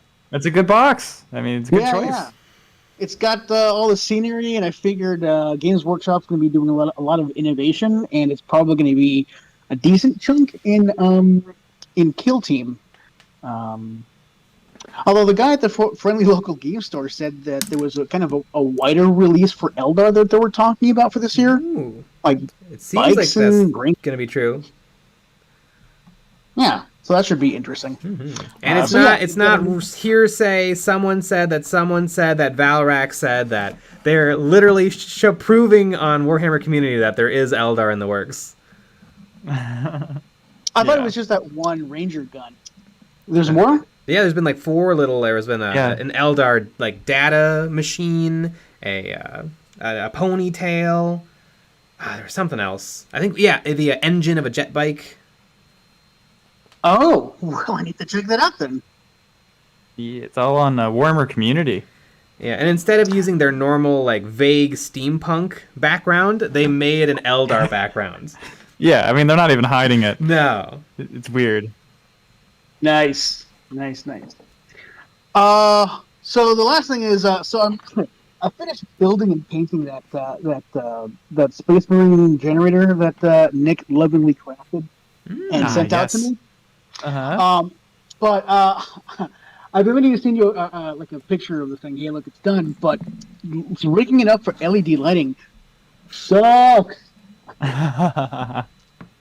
Yeah. I'm just not good at like hobbying. Like I'm average at just about everything about hobbying, so I'm struggling a lot with it. But I'm still gonna do it, and I'm still gonna send you guys a picture when it's done, as long as it looks decent. What I might try to do, or what I would think to do, is maybe like go to the dollar store and buy a toy that lights up, and then just gut it. Well, no, I got like LED kits and stuff like that, and I got the switches, and it all looks pretty cool. But you have to kind of drill some stuff out, and glue stuff. It's finicky. Because I finished it, but the LEDs I picked were too weak, and so it was like barely glowing. And so I decided to get a different kit. Yeah, so it's kind of involved, and it's kind of right outside my skill level, so I'm struggling. Yeah, I know. I don't know where it is. I was talking to somebody about like how to do some easy lighting effects and stuff, and let me see. Yeah. So there's these like reusable red LED light sticks, and you can get them on Amazon. You can get them. You get 6 of them. They look like they're the similar size to the plasma generator part. And I bet what you could do is you could take 4 of them and then wire those 4 together on one switch, and then just have one switch turn everything on. I can send you a link to this if maybe that's something to look into. I don't know how. I don't know how strong. I don't know how strong of a light these are. Oh, they're kind of expensive. They're like $30 for 6. But maybe I spent more on dumber stuff. But yeah, I thought that maybe these would be an interesting idea. It's hard to do. I don't know how I would do it. You know, it's because it's kind of big. The that distance. It's 4 or what is it? 5 inches, almost 6. 4, 5, 6 inches of a plasma generator. Having a light go through that is difficult. Oh yeah, I mean the theory was super straightforward. Yeah. Oh yeah. The like you almost need like a light in the top and the bottom, maybe, or I don't know. Yeah. It'd be difficult though, because the top is small. Yeah. Well, guys, thank you very much for what you do, for keeping me company for many nights, and continue being awesome. Later, guys. All right. Thank you. Thank you for calling in. Yay. Woo! Woo! Woot woot. Yeah. That's a cool project. Maybe down Seeing the line that, we could do like a V2. I would love to. LED I know. ready. I mean, as you know, the original thought was that was going to be light up, but it's hard. Well, anyways. Oh yeah. Where is it? Lucky Bat. Clive Staples Lewis. His middle name was Staples. You can see why he went with C.S. Lewis. If for, my middle Narnia, name was the Narnia guy. Staples, I would go by Staples. I would work at a Staples. Hello, my name is Like- Staples. Haha, your name is Staples. No, it really is Staples. You pull out your driver's Yeah. license. Like, oh god, did you change your name just for just to work here? Maybe. All right, I'm gonna write down to make sure I send a link to those lights. All right, let's go with another person. Hey, could you imagine that there's another Patreon supporter in here? We're gonna go with Captain Fry 24. It's almost like if you join the Patreon, you get to skip the line. Isn't that crazy? Mm-hmm. It is pretty wild. Hello. Yes. How are you? I am good. Orcs are fun to paint, They are fun to paint. except when they're not. Except when they're not. I have not painted orcs in a while. For this reason. I I painted I orcs got very movies. recently. This is true. got almost all the beast snaggers. I got the kill rig, which is fun. Don't know how to paint that yet, because the body... I got the squid done. The squid looks nice, but the rig is complicated, to say the least. It's also a little small for my taste. I think it could be bigger. It's a little small. Well, do you have it? No, No, but I've I've just seen seen it it. next to the battle wagon. And it And I doesn't. know how it's big a not- battle wagon is. It's not as small as it looks. It's Mm. it's quite... It's fun sized. But fun size is small size. Like a Fun like size a is perfect size. okay, because like a fun size candy is too small. There's nothing fun Fun-sized about Kit it. Kats are perfect. If you have enough fun-sized Kit Kats, you could drown the world in Kit Kats. Well, yeah. That is true. But yeah, that's fun. I like the kill rig. It's a fun kit. I'll probably own it one day because I want one to turn it into the crazy guitar amp thing from Mad Max Fury Road. Yeah. It's gonna be a fun I- one. I got a night magnetized today. That's great. Ooh, that is good. But I don't know what to do about the weapons, because it's mostly straightforward except for the flamer arm, the big flamer. Because I got the Canis Rex, so I have either the weird laser thing or the flamer. I'm not sure if I can I know find a way to make those interchangeable. the or- Melta and Battle Cannon share the same gun body, right? Yeah. I think what I've seen people do is they magnetize the arm, they magnetize it at the shoulder, and they magnetize that gun body, so you can swap out the Melta and Battle Cannon. Yeah, I have the battle cannon that magnetized, but there's also... Because the Canis Rex has the laser, right? Mm-hmm. The laser and the flamer share, like the weird laser that Canis Rex has. That body, like they share the same plate. The flamer and the laser, they share the same plate. So I'm not sure how to make that work. The Knight Preceptor Canis Rex. Does they have a 360 spinny? What is this flamer weapon? Oh, does the Canis Rex also shares the same gun body with the battle cannon and the Melta? Okay, so that is a little tricky. I think. Ooh, and they have different fronts. The battle cannon has unique fronts, and then it looks like the Canis Rex uses the same shield. That is tricky for magnetization because you don't have two of those Actually, shields. Yeah, I think you might have to. Shield. You probably have to magnetize the gun body and the shields and the front sponson. Yeah, it's either that or pick one. Mm-hmm. You might be able to get away with you might be able to get away with putting magnets in your gun and then putting magnets in the gun body and having the front shield part loose and then it friction pressure stays attached when the gun is attached to the front of the gun body. I tried that, but like a magnet does not fit easily into the part that sticks out to where you can put the thing on. Pop-Tarts. Well, where there's a will, there's a way. Mm-hmm. I like the Canis Rex Who's dick Will? banner. Yeah. You should paint a dick on the dick banner. That's what I would My do. mom would pull me. That's very sneaky. Yeah, It's very sneaky how they designed the Canis Rex laser. So that they make you have to buy 2. They make you have to buy all of them. Yeah, 'cause in a perfect world, they would give you 4 gun bodies to go with the 4 gun turrets. That'd be like a $300 kit.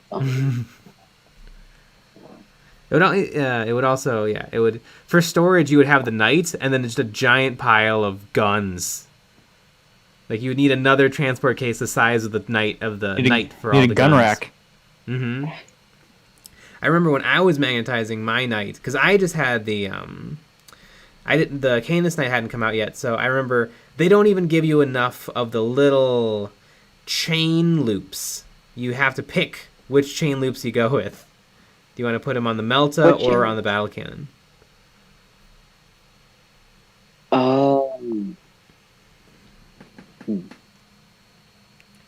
Yeah. Yeah, I just left them off the Melta because I didn't plan on ever taking it. Well, I mean, what's fun is you can just bring all the weapons to what your opponent has, and then pull a little sneaky and then just change them up. But I think what we all know is just never take the double close combat arms. It's never worth it. I mean, it looks cool. It does look really cool. But I mean, the fist is not the coolest weapon has to be the chainsword. And the least I like cool the is fist. I like the chainsword too, but I like the fist. I like a big robot fist. I mean, but it's too small to pick up anything. How can you even touch things? I mean, the chainsaw's too small to reach anything. They could have doubled the size of that chainsaw.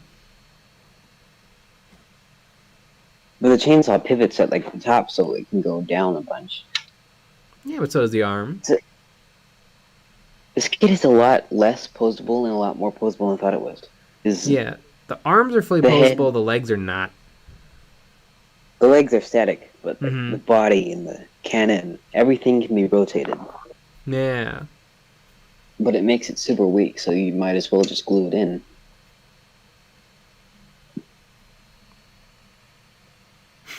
Commander Kate, I like the fist too, Jay.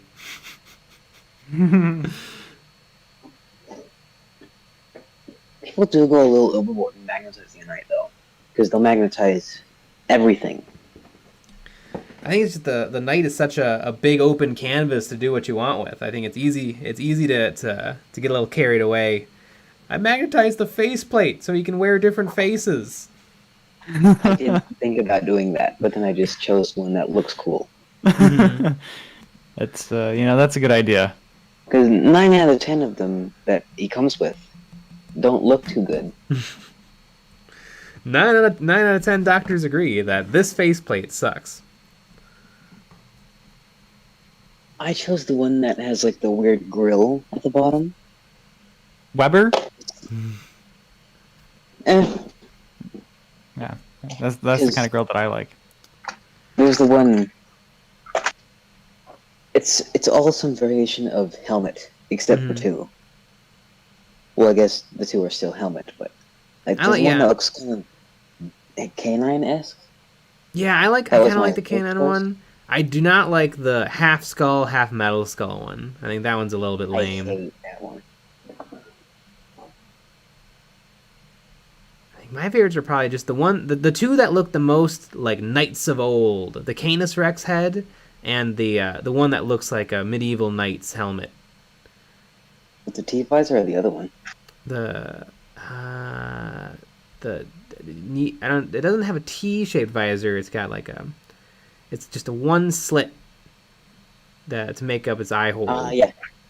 The one that's on the box. Mm-hmm. For most. I guess I just have to magnetize it so I can have all the head options. There you go. Problem solved. Mm-hmm. But yeah, most of the faces suck. Two are pretty cool. It's interesting And, yeah, that when they invented the kits, they had that hatch that leads to nowhere, and then later on the Canis Knight kit came out so that you could put the Precept in there. It's like they kind of knew they wanted to do that, but they didn't have it ready for a launch date. Yeah. And then it's weird because there's characters, but there's no pilots. They should have a pilot kit because the Canis Rex is the only one that has a pilot that lives when it gets destroyed. What good's he gonna do? He used to be a giant mech robot, and now he's like, I'm a guy. I'm here. I don't have a gun. He's actually decently powerful.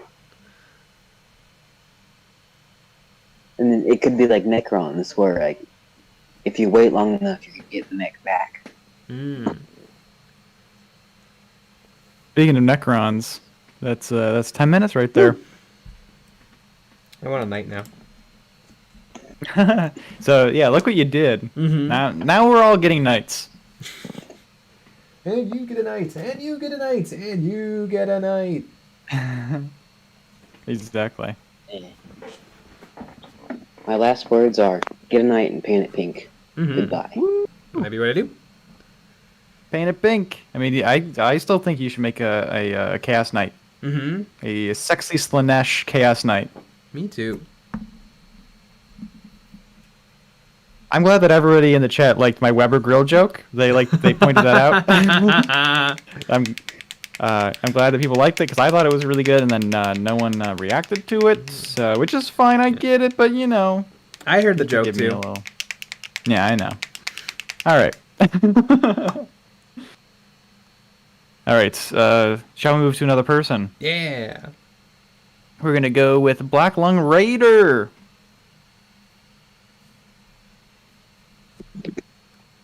Hello. Testing. We can hear you. Awesome. I actually am a Patreon member now. Hey. You are? Yeah, I'm not gonna lie. There was a lot more STLs on there than I thought there were. Yeah, there's a ton. Yeah, there's a lot. I was like, oh, they got all the Space Marine shit up in here. Yeah, it's like everything. It's almost everything. And then, yeah, this month we're not doing Dawn of War, but maybe you'll come back in the next couple months. But also, you should connect your Discord account to the Patreon. Yeah, I need to figure out how to do that. I also got a resin printer, but I did not buy resin because I'm an idiot. So I can wait next to use it. No, I was like, yep. I'm just looking at these $400 paperweights, just fuming mad. Because they have a kit where they'll send you a bottle of resin to use it. But I guess I didn't buy that bundle. I bought the bundle that didn't come with it. I don't know. What printer did you get? I got the Elegoo Mars Pro. Or Mars 2 Pro. Yeah, I got the curing station as well. Oh, cool. Damn. Game to play. It's nice. It's nice and fancy.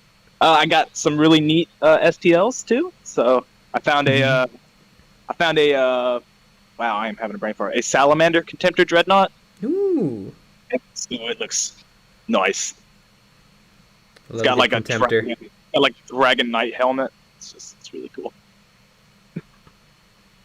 And I'm also going to be using this 3D printer for Christmas. So because I'm going to be going back home pretty soon. And I know my mother's a big BioShock fan, so I'm going to print off a little sister for her. Your mom is a BioShock fan? Yeah. That's cool. My mom would just be upset by BioShock. My mom has like a handful of games she really likes. She likes BioShock, Skyrim. She's really into Subnautica at the moment.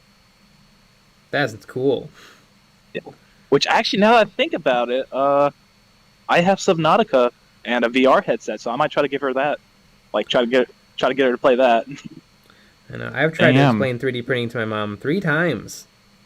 Uh-huh. Yeah, but like, literally, I was in such a fit of rage, realizing I didn't get resin. I bought like 3 liters of resin. I was like, send them all at once. Fuck it. I don't want to deal with this shit. I think it's coming to your house in milk jugs. Well, like, the problem is, I hate that I always bring this up, but I have to like give context. It's like, I'm in the military. I live in a barracks, so getting mail is just it's you gotta like. So I pretty much bribe someone to let me use their physical address out in town. I'm like, yo, hey, if I can use your address, I'll give you like $20, and then I'll pay for your gas to drive it up here to me. It's a good deal. Yeah. And I felt bad because it's a PO box the government can't track. Well, here's the thing: like UPS and everything, they won't send a PO box. Most, like all these big names, do not send it. Yeah. It's there isn't a. I know some places you can send your mail to like CVS's or Walgreens. I used to do that when I lived in California.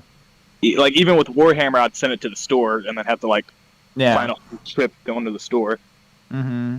Which is something I really realized with Games Workshop. I feel like I go into GameStop, and it's the exact same feeling. They keep trying to get me to buy shit I don't want. Yeah. It's like It's the same sweaty nerds there. Yeah. I'm just compared to like the local mom and pop shop, going to the Games Workshop. It's like, hey, you want to get this limited edition bookmark? I'm just like, oh no. Or those coins. Yeah, it's limited edition. Yeah, and it's just, well, how much does it cost? It's like, it's $40. I'm like, what? I'm like, no, hell no, I'm not buying that. He's like, you sure it's limited edition? I'm like, no. Well, I'll look around some more. I come back. He's like, you sure you want to buy that bookmark? I was like, leave me alone. Is it really $40? Yeah, it was a $40 bookmark. It was like a litany, and I was like, oh, that's kind of neat. That's wild. Was it the purity seal? Yeah. Yeah, it was a purity seal. Yeah, I saw really nice. Oh, that's supposed to be a bookmark. Yeah. Ah. Maybe if it was like $5-10. I mean, even if it was free for walking into the store. So like they have that what was it Lieutenant Castian, that like the model that you paid $200 you'd get for free. Mm-hmm. Yeah, I think I would actually prefer a bookmark because I really don't want a lieutenant. You know what though? I saw somebody do the coolest thing with that lieutenant, and what they did is they ripped the lieutenant off and threw it away, and then they put their Necron Overlord right in the middle of the 3 Necrons popping out of the ground, and it was sick. Oh, that actually is like a really cool idea. Yeah, so you should have gotten it and then scalped it. Yeah. Something that actually, since I'm a Salamanders player, with my Contemptor Dreadnought, I'm 3D printing a little Chaos Marine. Because there's an STF file for a wounded Chaos Marine. He's going to be like right under when the Dreadnought's stomping. Nice. Yeah, because one of the like fan animations I really like, I don't feel like gets enough credit, like the Death of Hope one. Yeah. Yeah, and there's like that giant like chaos. I think it's not a chaos. I think it's an obliterator. The melee version, whatever it is. Mm-hmm. And he just like lifts his hand up and he just stomps on the Ultramarine's head. I'm like, oh, dude, that is just like brutal. So it's like I kind of want to recreate that. Yeah, I want a Contemptor too. I read the book Apocalypse, and it had a really cool Contemptor Dreadnought character. The Sigillate? I just finished the Prospero one, so I'm on like this. I'm on the Assassin one now. I'm not gonna lie, I've had a big lull in my painting. I've had a half-finished, half-painted Space Marine on my desk for like 2 weeks now. It definitely happens. There's been plenty of night where I sit down at my painting desk and then I like take out my phone and then I just don't paint and I just sit there. Yeah. I just like part of me is like, maybe when I get the printer and I start printing off STLs, I'll be like, well, I gotta wait for this printer to get done, so let me go ahead and dump on some paint. Now I have a question for you. Did you get some isopropyl alcohol or some other cleaner? So the resin I'm getting is the water soluble one. That's a smart idea because it's a pain to get all that crap. Yeah, because that's good. I was afraid that I was gonna ruin your day. It ruined your day, and you They didn't have- think about it. They have stores on the base. Like I actually, where I live is like right next to one. Ah, Yeah, but it's True, like but- it's kind of like a speedway. Yeah. I have a hard time finding isopropyl alcohol, even still. Oh, with COVID and everything. Yeah, Yeah. but no, that's neat. That's a good idea to do the water soluble one. Yeah. Which I am pretty happy to do the little sister because I did do a. So I had a sergeant over at my last unit, and he had a Halloween one, which was not safe for work. And like I said, I paint Space Marines. My bad, I paint Salamanders. So my skin tone with them is a lot different than like regular flesh tone. Yeah, because they have like jet black coal colored skin. Yeah, and I love it because it's super easy. I just use black primer, and I don't have to worry about anything. Mm-hmm. So, Yeah. yeah, so he gave... This one was a very lewd Halloween statue, so I did learn how to paint skin pretty well, I feel, for a first try. So, with the little sisters and everything, I'm gonna like try to make it look more pale and everything in comparison this time. My brother, I got him some Skyrim shit, I think. So I'm gonna do that for him. Animal Crossing, which I don't play Animal Crossing, so I have to look up a bunch of references on how to paint that. So yeah, I got all these little gifts worked up. It's like I gotta paint them all in a week.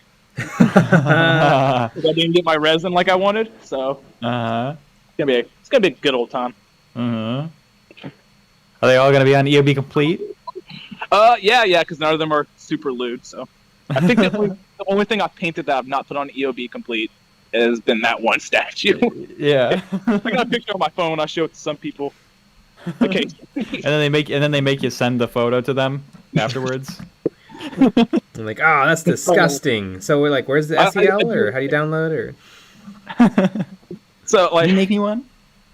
Yeah, I do love it because I went extremely detailed because it was a bigger statue. It's probably like the base of it was like my two hands put together.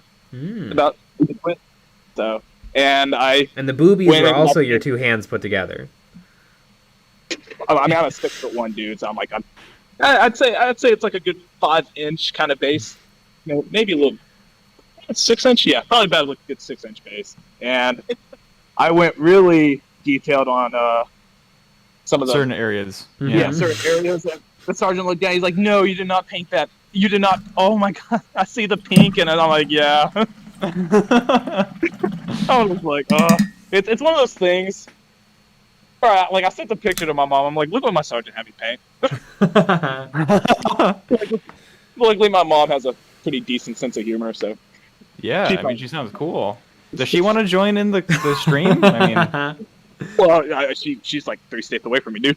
I know. Well, I just assume that she has a Discord account. I just assume that she's, and a gamer chair and a headset. Yeah. No, she's still on that. She's still on that 360. No, yeah, PS4 life. So. She's like, yeah, as long as I can play Minecraft and Subnautica, I really don't care. Well, that's awesome. But speaking of awesome, that's 10 minutes right there. Oh, awesome. Okay. Thank you, guys. I'll see y'all next month. Bye-bye. All right, sounds good. See ya. Wow. What a world. I really wanted to play BioShock, and I was really excited that I was going to get to, because it was Mac supported, but it's not Mac Catalina supported. It was one of those games where they tried really hard to make it playable, and then Apple was like, nope. Exactly. And and the weird thing is they did say that it is against you specifically that Apple's doing all of this. Yeah, that's the weird part of this whole thing. Yeah, like, we don't want Jay to play video games. So we're gonna make it hard. Speaking of being hard, shall we add another person? Yeah. All right, Cash Man making bread. I just invited you to speak. Yet accept my invite. Hello. How are you guys? Hi. I'm doing good. I'm 13, and I just a couple months back I switched from Space Marines to Necrons. Jay, do you have any suggestions? I mean, what Necrons do you have? Do you have any Necrons? Do you get a...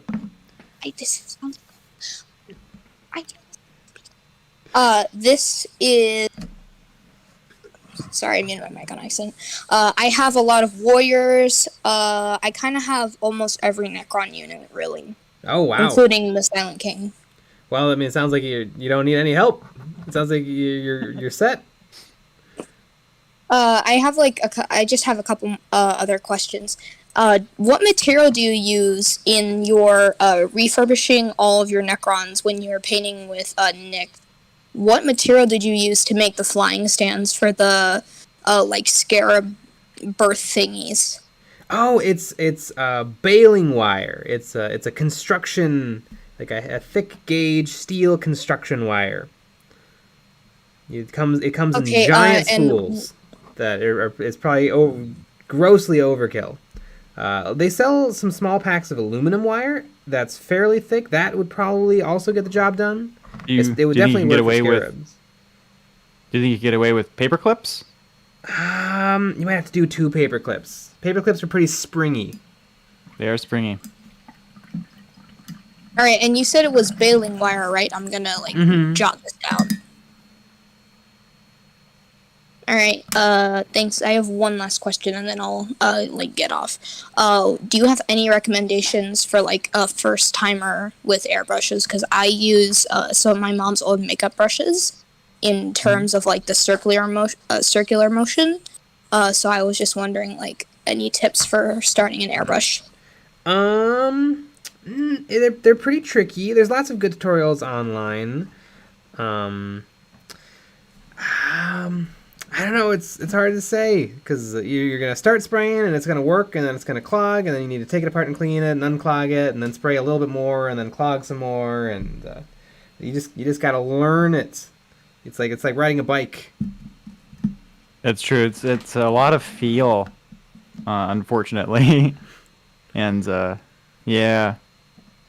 I don't know. I mean, I would. Maybe you try some before you start spraying on models. Maybe you try to do some stuff on paper first or something, just to get that feeling of understanding of pulling back the trigger and pressing down the button and what that does and how far you can go but yeah. One thing that I wish that one bad habit that I have that I wish I kind of could easily learn myself out of is stopping the paint and then stopping the airflow. I usually I stop the airflow and then I stop the paint flow, and then that leads to a little spit of paint the next time I open up the airflow. Because if you pull back, you're releasing paint, and if you push down, you're releasing air. And so you always want to start with the air and stop with the air. Wait, is that right? Right. Yeah. Yeah. Right, you don't want. You don't want your because you can cause your needle to get dry. Mm-hmm. Oh no, nobody likes clogged up paint. I have destroyed too many brushes when I started painting. I never thinned my paints, never ever, and I learned that the hard way, that it just ruins your models. Mm-hmm. Yeah. It just totally sucks. But you learn, you know what to do now. Yep, I have watched a ton of videos on thinning paints, and it's basically like a ritual that I perform every time I paint a model. Anyways, just 2 more questions, and I'll see myself out. Right. Thoughts on commissioning models? Commissioning can be good. You can make money by painting models. I think it can also have downsides, if you don't get the job done, or if you take too long, or if you don't have good communication with the person who is paying for the commissioning, or if the person tries to rip you off, or if you paint it and it's not everything they ever wanted, or I don't know. Commission painting is kind of a big pain in the butt. I'd say let it happen naturally. If someone's like, "Oh my God, your painting is so good. Do you do any commission?" Be like, "Sure," but I definitely wouldn't jump into, "I'm gonna commission paint. I'm gonna try to get clients and get projects." And Yeah, like don't jump the gun. Mm-hmm. Yeah.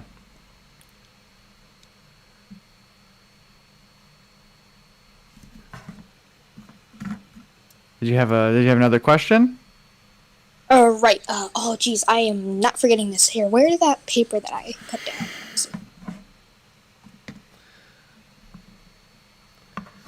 Oh, where did it go?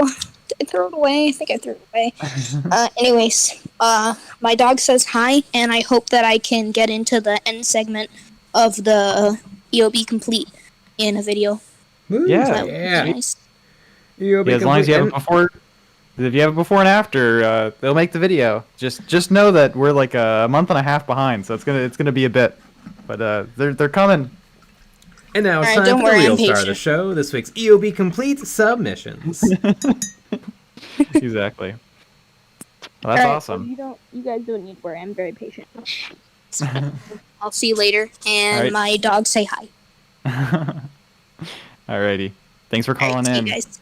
See ya. Of course. I've been waiting for this for a long time. Woo. Great.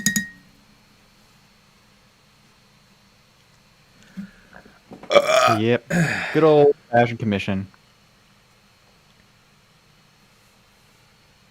Benjamin Reynolds, this 13-year-old sounds more on point than me. I mean, yeah.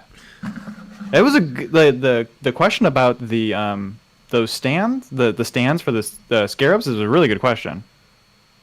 It was a good question.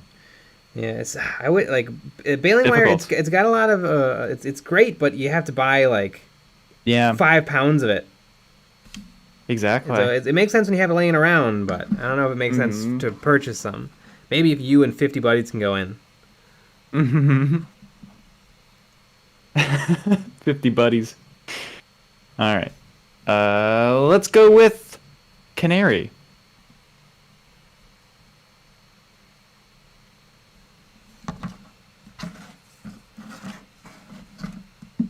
I sent you an invite. You gotta accept my invites, and then you're. Yep.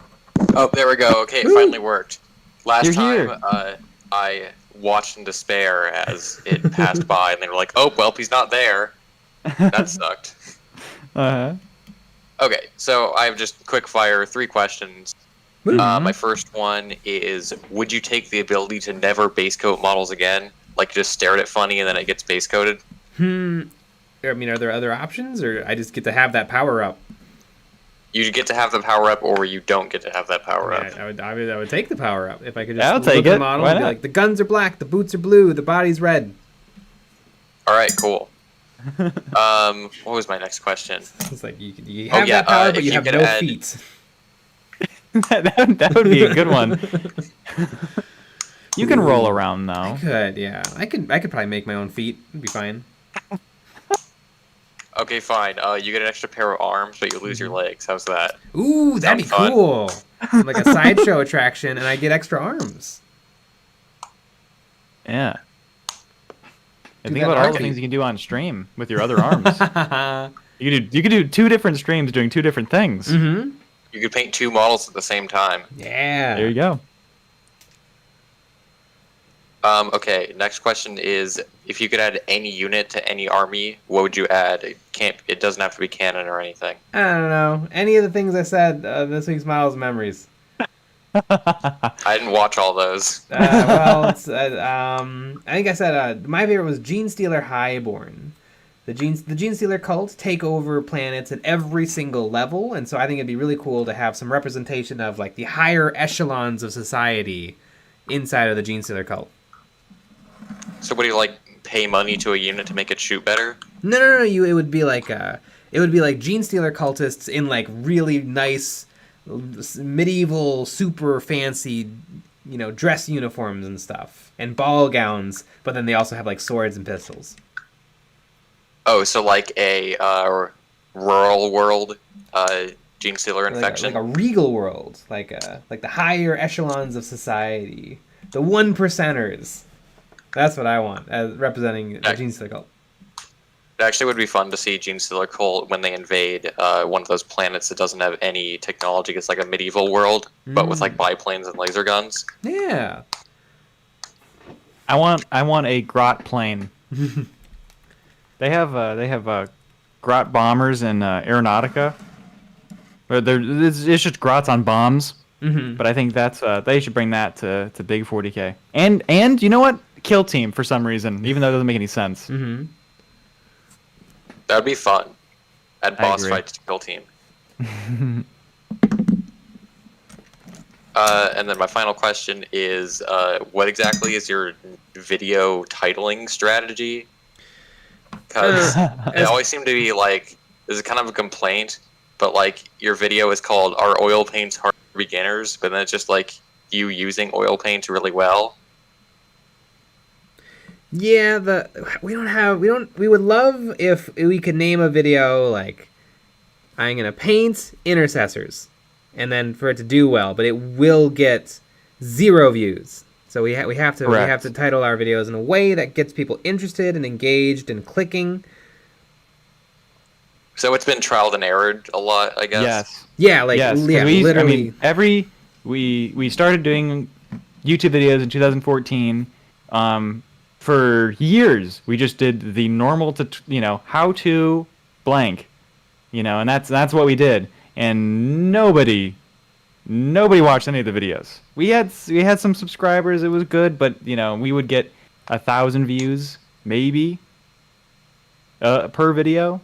And obviously now, if you look back at the videos, you're like, well, all these videos have tons of views. Yeah, but they're really old. They're like 8 years they're really old. old videos. So of course they have a bunch of views now. We need to get videos to get views instantly. Yes. Is there like a problem with like the length of a title? Like, will YouTube not recommend something if the title is like, painting intercessors? Are oil paints too hard for beginners or something like that? You're limited. You're limited to 100 characters, but you want it to be you want somebody to be able to read it in like half a second. You don't want it to take too long for them to read what it is. Because I just click on if I see a video and I'm like, oh, I get it, I'm gonna watch it, I just click on it. But if it's like, oh, it's a painting tutorial about what, it's confusing. But I don't know. Well, that was interesting. Mm-hmm.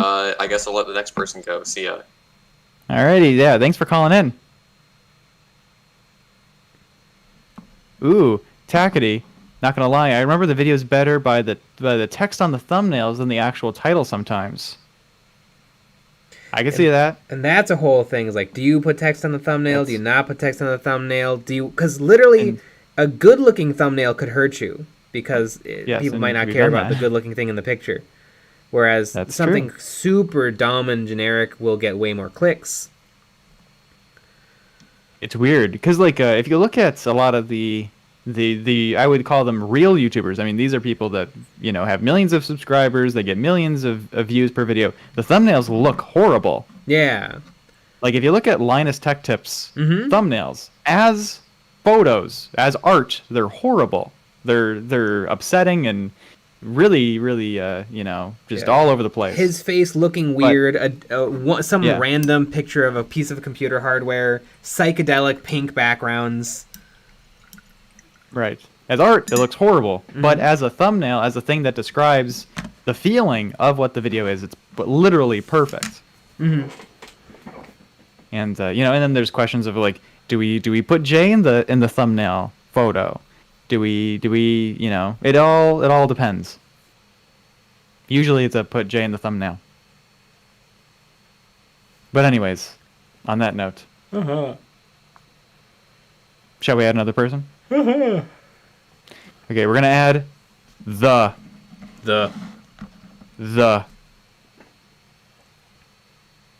We have a fun. I have a fun little story about the. Hey, it's me. Hey, you're the. I am my fun little story about you is we were doing EOB Complete because you were in an EOB Complete recently, and and we always we copy the names from Discord, and so Jay thought that I did it wrong because of because usually it's the and then a name, but you're the.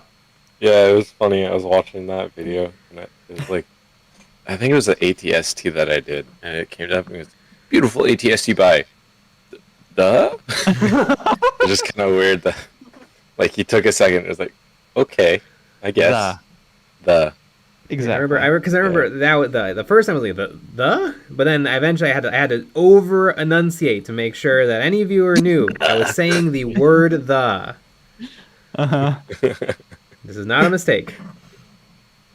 Yeah, I just think it's funny because everybody has these like really, like, the something or just these really complex nicknames and stuff. Yes. Oh my god. It's like, you know, I'm gonna make it.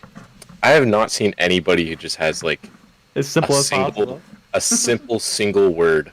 When someone's name is like Bob 420, they're my favorite person. I'm like, yep, easy. What Easy. about The is pretty good. Yeah. Yeah, there's we did an EOB complete recording yesterday or whatever, 2 days ago, and it might have been the hardest list of names ever. I mean, it was rough. It was a rough go of it. We both don't know how to pronounce any of the words, and we tried our best. What I would use if I like don't know how to pronounce a word is put it in Google Translate and put the little like, but these are just see how Google says it. So then if they tell me, hey, you said my name wrong, no, Google did. I didn't. But it's hard to do that for 54 names. All of a sudden, you're adding a lot more work. We Nick could do it.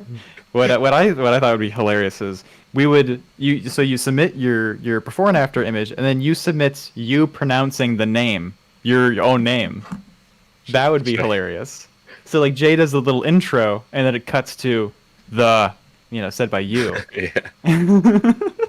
A beautiful new primary Space Marine by David. Yeah. Could be a lot of fun. I think that'd be pretty funny. You should do that for like one of the specials or something. Just like for August or something. Or April. What was I saying? Yeah, there you go. April Fools. April Fools, just David. Yeah. That's kind of funny. So, the other guy came in with the Imperial Knight, and I was like, hey, I got an Imperial Knight. I got the same one as him. And Jay was talking about like how he liked the fist more. And the other guy was like, no, the change fist better. Well, I have just started building mine. I got like the torso and the legs done. And I like skipped ahead to start doing a weapon. And the first weapon I chose was the fist. Because big fist fun. I don't know. And yeah. I found a local game store, finally. I have not had anything locally except for a Hobby Lobby, which sucked because they had like nothing. And they had no Warhammer, they had like the old World War II models and stuff, you know. They have old lady crafts. They do. They do have that. So that's something. And lots of like farm aesthetic posters. I don't know. Oh my god. Lots of cows. Yeah. But I found a Games Workshop store. I went there for the first time with me, my sister, and her boyfriend. We all went there, and then we were going to go to a place afterwards. So we got there. The dude was super nice. Like the guy was super nice. He gave my sister and her boyfriend free little Primaris Marine to like paint. Oh, nice. And I was just like looking around. So they painted that, and he's like super nice. He was like super good at his job, you know. He was very good at like making people feel comfortable and stuff. Not super nerdy, but still nerdy at the same time, you know. But after they were done, he made them play a game of either Kill Team or whatever the Kill Team variant of Sigmar is. So they decided to play the Sigmar version. And my sister was not comfortable at all. She's not into nerdy stuff at all, you know. My sister's boyfriend, cool. you know, yeah, she was the SB president in high school, so. But my sister's boyfriend though is a little bit more nerdy like me, but more about like Lord of the Rings and Star Wars and stuff like that. Less Warhammer. He knew a little bit, but he said he had fun. So then I went back, like another time on my own, and I got the knight. And while I was like buying it, he's like, "Hey, you know, December's coming around, so we're gonna have a Christmas party on like the 18th. Do you want a flyer for it?" So I grabbed a flyer. And he goes, "Yeah, and we're also doing a winter, what was it, white Christmas, white elephant, white elephant, yeah." Yeah. So he's like, "Yeah, the minimum cost is like $60, and if you buy something for somebody, you're guaranteed a gift back. And he gave me like a wish list.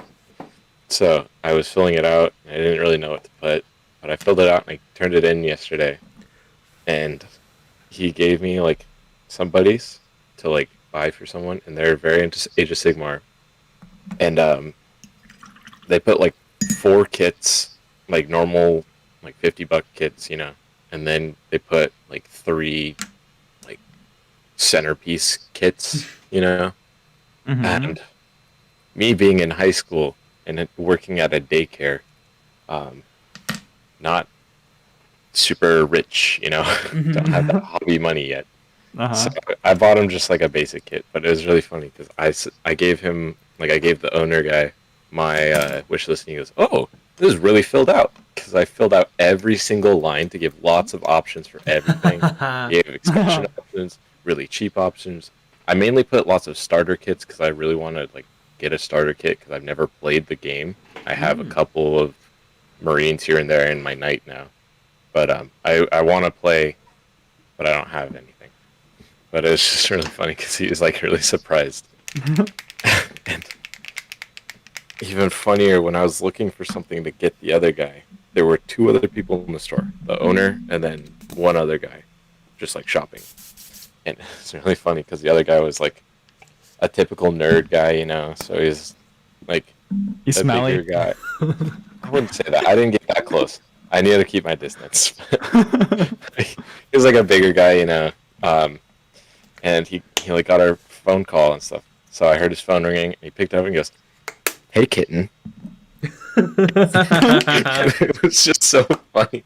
Oh God! He goes, "Hey, kitty." Oh yeah, no, I'm at the Games Workshop store. Yeah, that's so weird. How did his cat come call him? I have no idea. I didn't actually know that Discord mods were a real thing. I thought they were just an inside joke. Yeah, it was pretty funny. I like to think that person is on this stream right now. They're just like, what the hell? He was like, I don't know who you are. If you're in California, 45 years old, went to a Games Workshop store in Westminster on Wednesday. Or Wednesday afternoon. My bad. Yeah, it's pretty funny. Amazing. Yeah. It was 4:43 p.m. You got a call from Kitty. You got a call from Kitten. My bad. Another thing, that happened since last time I talked to you guys. I went airsofting during Thanksgiving break, and that was a lot of fun. I was nervous because I am not a small person, so not wide person, but tall person. So I was scared that I was going to get shot a lot, and I didn't. Oh, nice. And it was a lot of fun. Was it indoor or outdoor? It was an indoor one. It was very cool. close quarter stuff, and I borrowed my friend's rifle with the flashlight on it.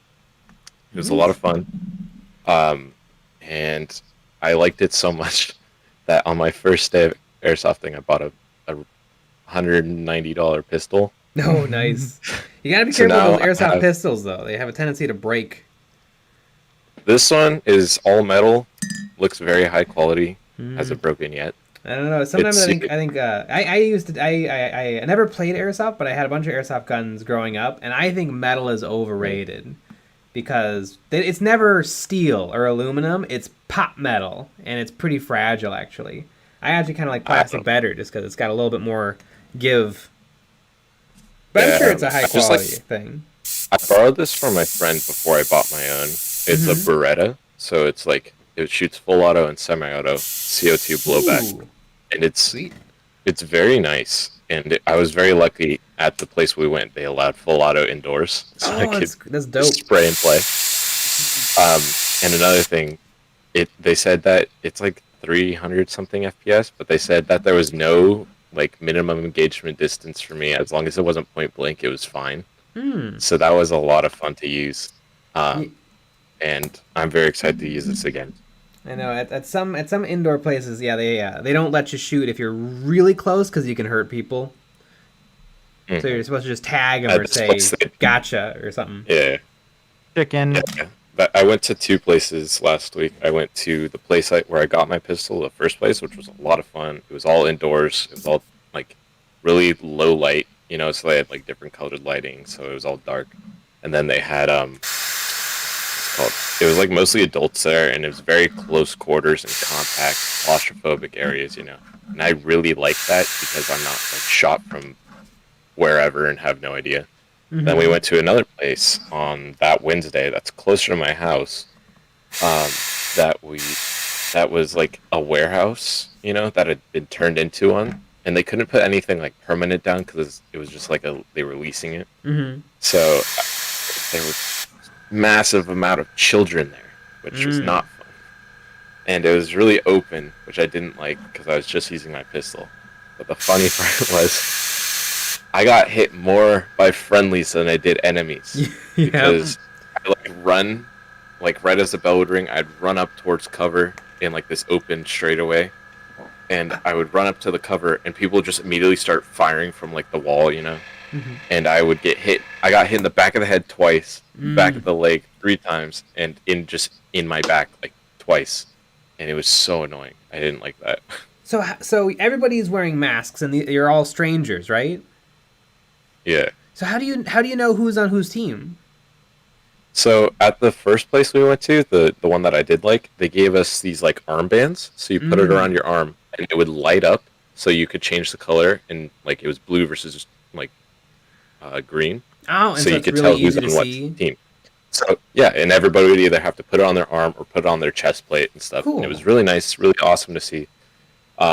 And then the place on Wednesday, which I hated because they did this, they gave everybody basically a small strip of like caution tape, like that material, and it was just yellow. And then like half of the people would have that, half the people wouldn't have it, and they were like, okay, just tie this wherever. And then, but since you're like running around, you have your masks on and everything. My mask would fog up, and it's a small strip of not very reflective ribbon, you know. So I had no idea who was on my team and who wasn't on my team. I would just shoot if I saw them.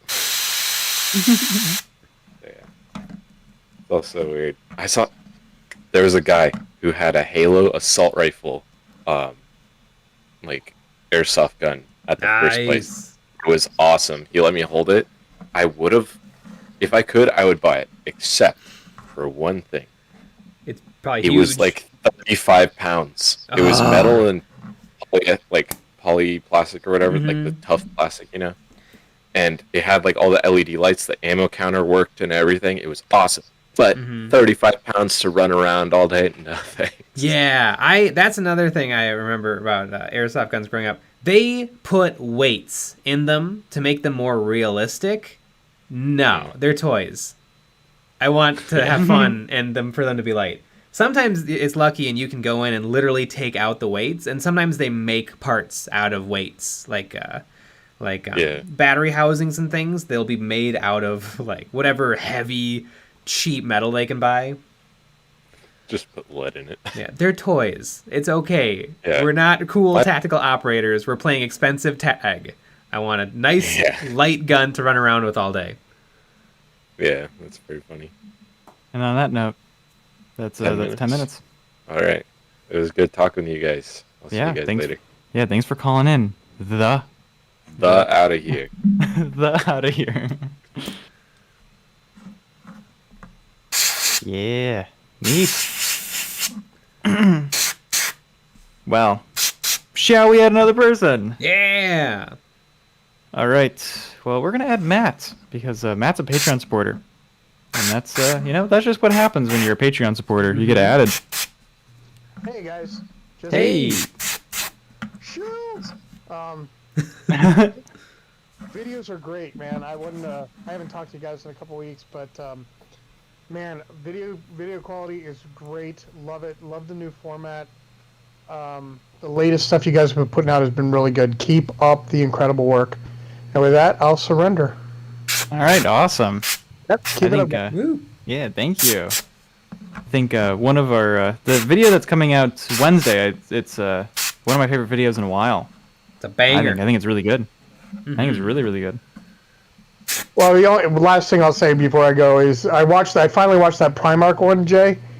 and I was like, I wonder if I should send him like half of the ones I've bought.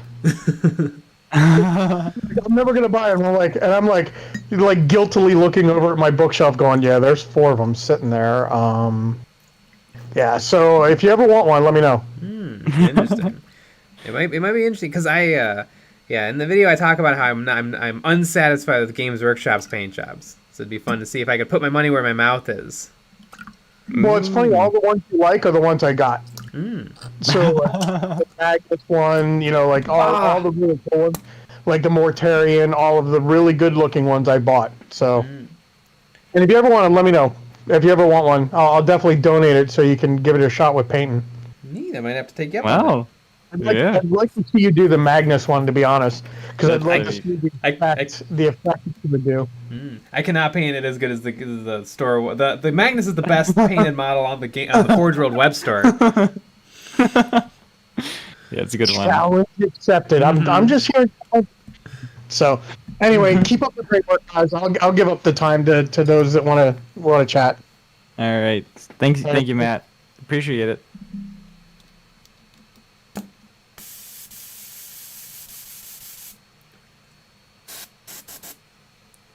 But yeah. Amazing. Magnus. Magnus is really, really cool. It was really cool. But, I mean, also, Gilliman was really cool, right? Exactly. All right. Is that another person? G-Force member 45!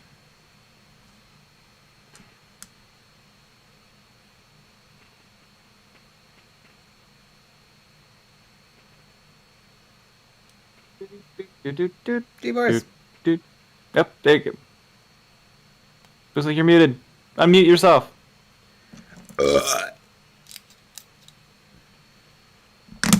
There's probably stuff going on, or maybe running to a quiet area. I think that's what happens sometimes. Yeah, settings were a bit annoying. Yeah, there you go. What's up? Hello. Not all that much. I was in the midst of painting a Iron Strider. I was like, oh shit, I'm up. I know. Sometimes I wonder if we should say who's on deck. But I think it's a little bit more fun catching people by surprise. Yeah, it is always fun.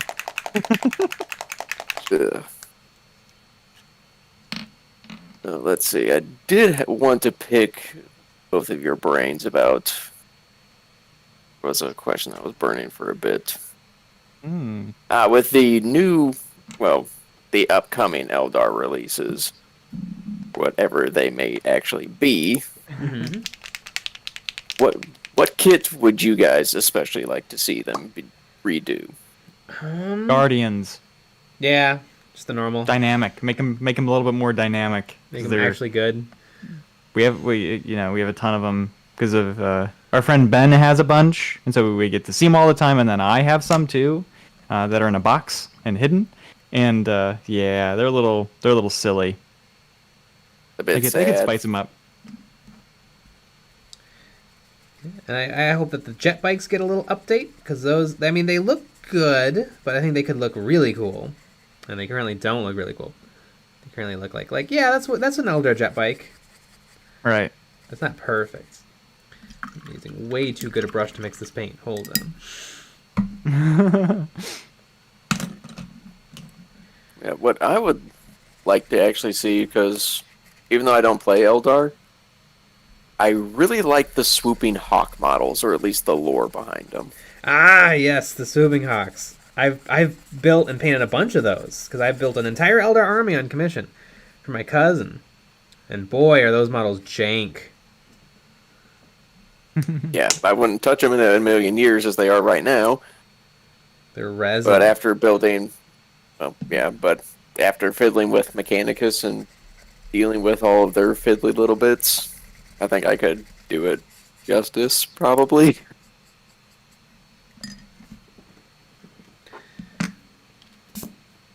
But I've actually finally did decide of what my next big project was going to be come sometime next year. What is it? I'm going to be buying a Nemesis. Titan. Which one's the Nemesis Titan? The one with the giant fuck off gun on the back. Oh, that one! Yeah! I keep forgetting that one exists. It's like the new Titan. There's new Titans now. Let's see, what? That's crazy. Yeah. Still holding out hope that one day we'll see the War Master in 28. Maybe. Because now that would be a hell of a challenge, and I would relish the attempt. It's pretty much... Isn't that one pretty much the same size as a Warlord Titan? No. No? Or the Nemesis? Yeah. The Nemesis is slightly smaller. Like, its shoulders go right up to about the head level of the Warlord, if I remember the comparisons right. Because Nemesis is slightly larger than the Reaver. Mm-hmm. It's in between a Reaver and the Biggie, the Warlord. Yeah. I think it's smart not to go Warlord. I think the Warlord's just too big. It doesn't look fun. It's like, oh, one model is going to take months and months and months and months. Honestly, out of all of them, the Warlord was the easiest to build. Which is the strangest thing to say about building the Titans. But the leg assemblies and everything that came with it is easiest to assemble, and from there it's just constructing. There's no interior to the Warlord, like there is the Reaver and Warhound. So it's literally just assembling the torso itself, and there's nothing you have to work on from there. Interesting.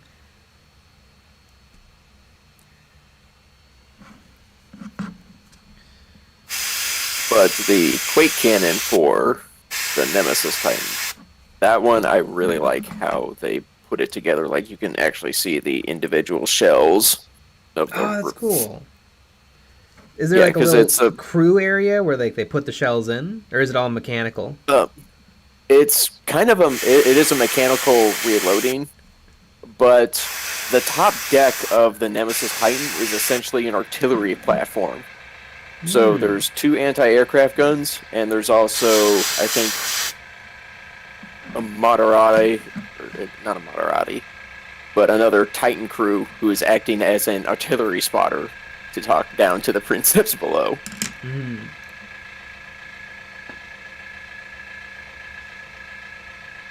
So, sometime early next year after the holidays, I will probably be buying that.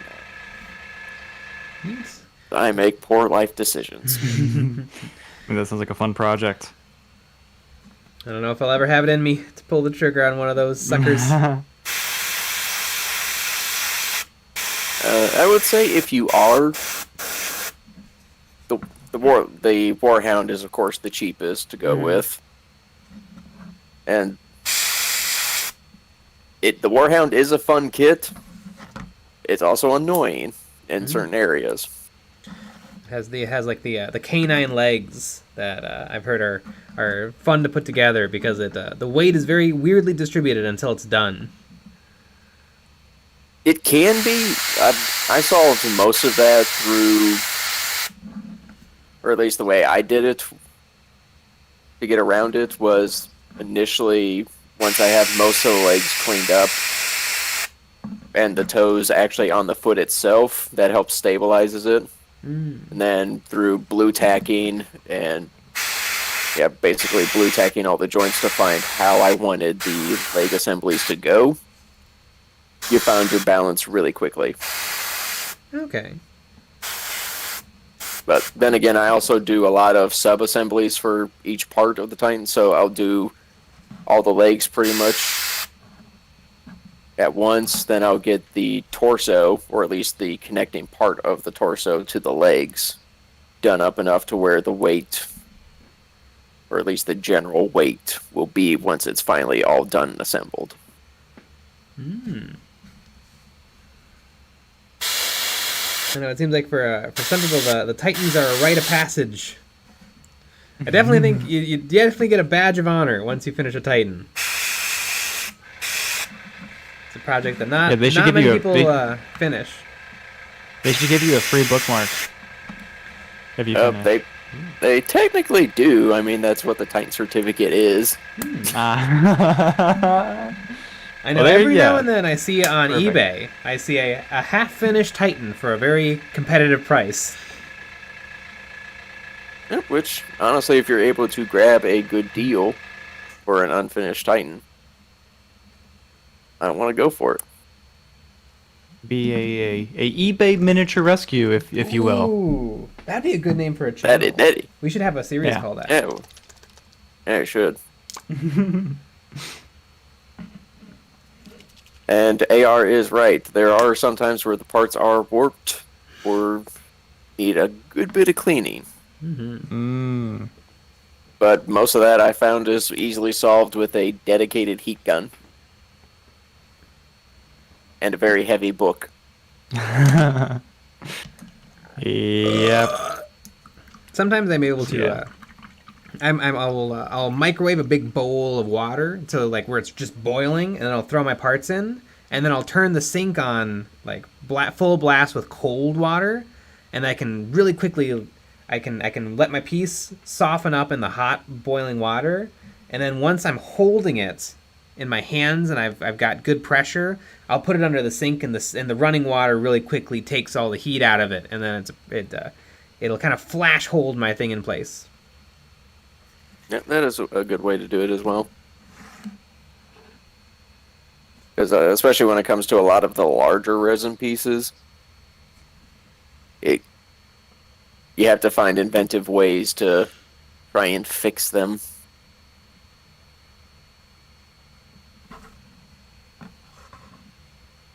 Yep. Well, that's 10 minutes right there. Oh, damn, that went quick. Mm-hmm. Well, as always, it's a pleasure talking with you, gentlemen. And looking forward to seeing more of what you do every day. Yeah, thanks for calling. Sweet. Yeah, thanks for calling in. Hopefully I'll see you guys next month. Yeah, sounds good.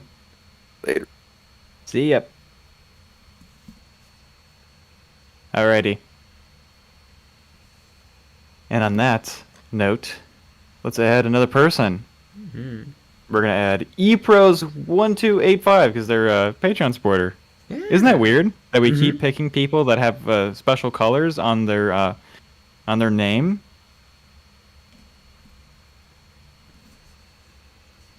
And I just sent the invite. You got to accept my invite, and then we're all good to go. Yep. We can't hear you. There you go. Can you hear me? Yep. Yeah. You're hey, alive. how's it going, guys? Going good. Oh, this is cool. This is the first call-in I've actually been able to catch. Typically, I'm in the middle of something else, and my brain is forgetting about you guys streaming. So, actually kind of curious, what's your most enjoyed painted model and the worst one? I think worst for me is probably a few months back I painted a Legion of the Damned Sergeant, and I just did not have fun painting that model. Most fun, I don't know. The models I painted in this upcoming video that you all will see on Wednesday, I really had a good time with. They didn't take too long. They all turned out really nice. Those are good. My favorite one is definitely the battle wagon that I painted. It's just I did a good job. Oh, that battle wagon was amazing looking. I made the mistake of watching it in the middle of working, and I actually ended up just forgetting about work, staring at that thing. Yeah, I don't know. It was one of those things where because it was like the last day, and so I just had to do it. Like there was no thinking, and I think that's what it is. Because I think a lot of the models that I've painted, I've thought too much about it, and so they don't look good, or they look weird, or they don't make any sense, or they take way too much time. Where that I'm like, oh, you got kind of lost in it. Yeah, I'm like, I have to paint this, so I'm gonna do it. But where I feel like some of my least favorite models have to be all of my orc boys. I mean, geez, I just don't. I don't want to go back. I don't want to go back and fix them. I don't have any feeling towards them. Like I would rather paint more of the cruel boys that I did because I like them and I can finish them and I have a good plan for them and they're they're not too hard to do, and they're pretty simple. So I can just do them. But I feel like I've made my Orc Boy scheme so complicated, and I have so many of them that I'm like, I don't want to do this. Yeah, I catch myself doing that every once in a while, where I'll paint a test model and be like, is this the amount of work I really want to dedicate to this? Yeah, and that's where I'm at with those. Yeah, most recently, my play group and I were pretty casual, but we're all pretty lazy painters, and we all decided to pick one HQ model. It doesn't even matter if it's coherent to your army, and just spend the entire month painting that. That's really cool. So I picked an Auric Mega Boss, and I am painting him up like one of the World of Warcraft Fel Orcs. And I spent an hour on a face, and I didn't even know that was possible. Yeah, it's pretty wild. Like, one guy's painting a Mortarian. There's a couple guys painting like rhinos and like something that they just really want as a showcase piece. And a lot of us are kind of realizing like we are definitely dedicated to something we did not think would be this heavy. Yeah, it's weird time investment versus what you get out of it, like satisfaction. It's really It's really tricky. It is weird. Yeah, we're you know, I don't know, maybe 8 or 10 hours that I put into that battle wagon was exactly right, and it worked out well and stuff. But spending all that time on all the Orc Boys, and like the Orc Boys will 100% see gameplay all the time. They can be kill teams, they can be anything, and I don't care. Yeah, no, it'll be a fun challenge. I'm enjoying it, but it's at the same time I'm also realizing like I've never focused this hard on one thing for this long, and yeah, it's a little different. Yeah, but I need to bounce back and forth between like I'm gonna spend 20 hours on this model and I'm gonna spend 2 hours on the model. Because you can't go full ball sack into everything. But yeah, I think you should every now and then. Because then you can take some of that full ball sack and put it into the smaller projects. That's what I do all the time. Yeah, I completely I agree. Mm-hmm. But yeah, thanks for all the content you guys put out. It's really really great, and it's very approachable for somebody. I've only been playing since like 2018, so a lot of this is like really feels like a steep learning curve for a lot of the painting to make it feel like I want to show it off. Mm-hmm. Mm-hmm. But no, I appreciate all the content you guys put out. Yeah, well, thank you. Glad you like the videos. No, I look forward to the next one coming up. Mm-hmm. Yeah, me too. Jeez, I want to. Can't wait. But with that, I will surrender the rest of my time to anybody else. All right, that sounds good. Yeah, thanks for calling in. Yep, thanks a lot, guys. All right, see ya. I don't know why. I think maybe just because I wiped off so much of the oils, but I'm having no problem putting. I was about to say they look really good. Yeah, like really sharp. The oil. I mean, I wiped away so much of the oils where it's really only in the little recesses. Mm-hmm. There's some spots that look a little crunchy, like in their butt. But you know what? No one's gonna look in their butt. Butt crunch. A little butt crunch. That's what my butt looks like too. Mm-hmm. Unfortunately, on all their shoulders, I want red symbols, and I don't have red decals, so I think I'm gonna have to YOLO it. Or maybe are there red decals in the new Black Templar transfer? Yeah, I don't know. Would it be dumb if you put the decals that you already have on there and then just paint over them with red? Like use one as a template almost? Yeah, I've done that in the past. It wouldn't be dumb. But it would still be a whole bunch of work. Yep. Alrighty. Let's add another person. Yeah. We're gonna add Helliot, which is a good name.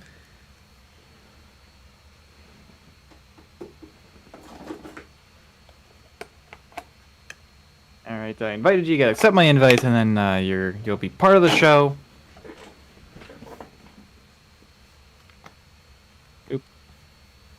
Try that one more time.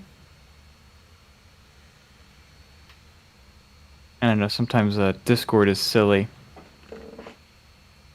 Hello. Hello, welcome. Crap, it actually worked. Nice.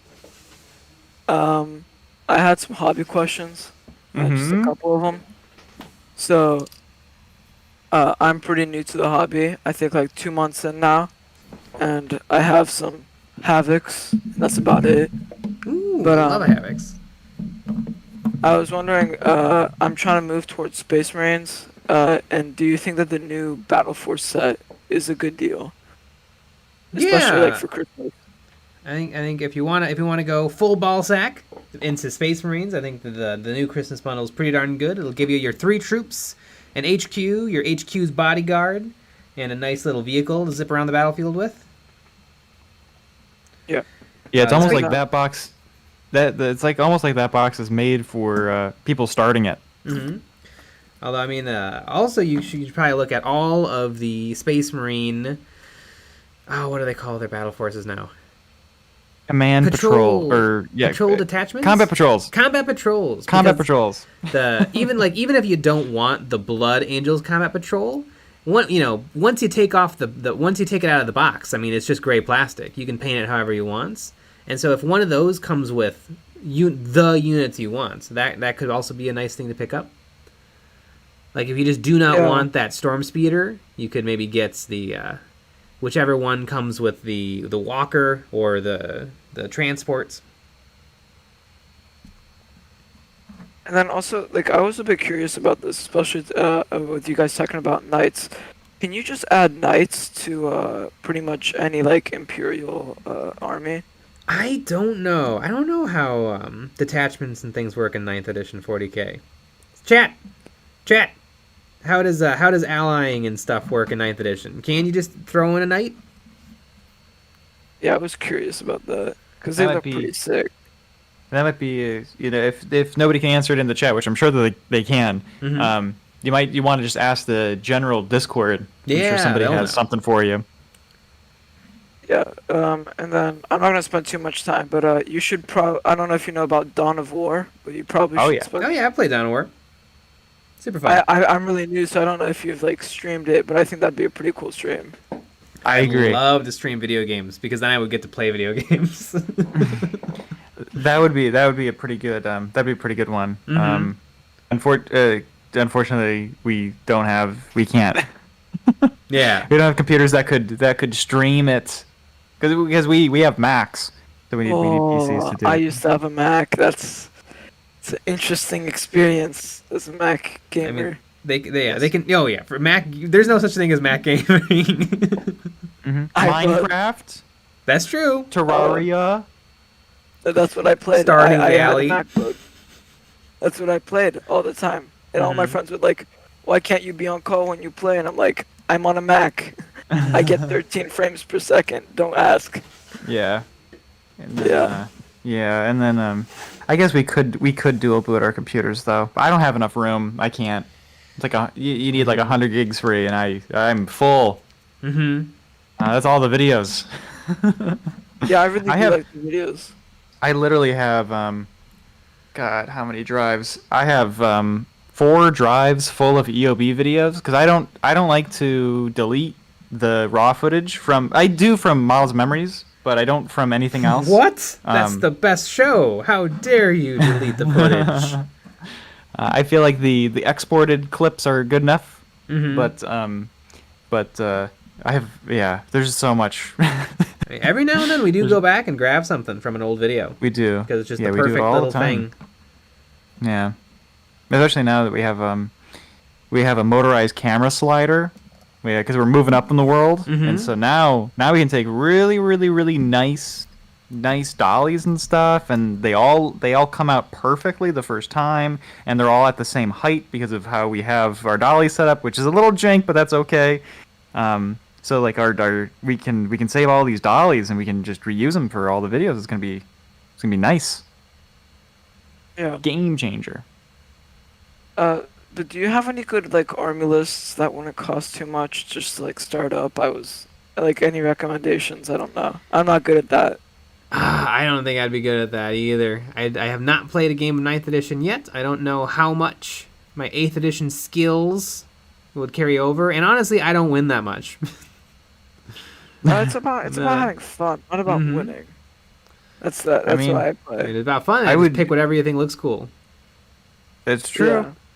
I mean, I would look like what Jay said about the combat patrols. Look at all the different combat patrols. Maybe look at the battle force.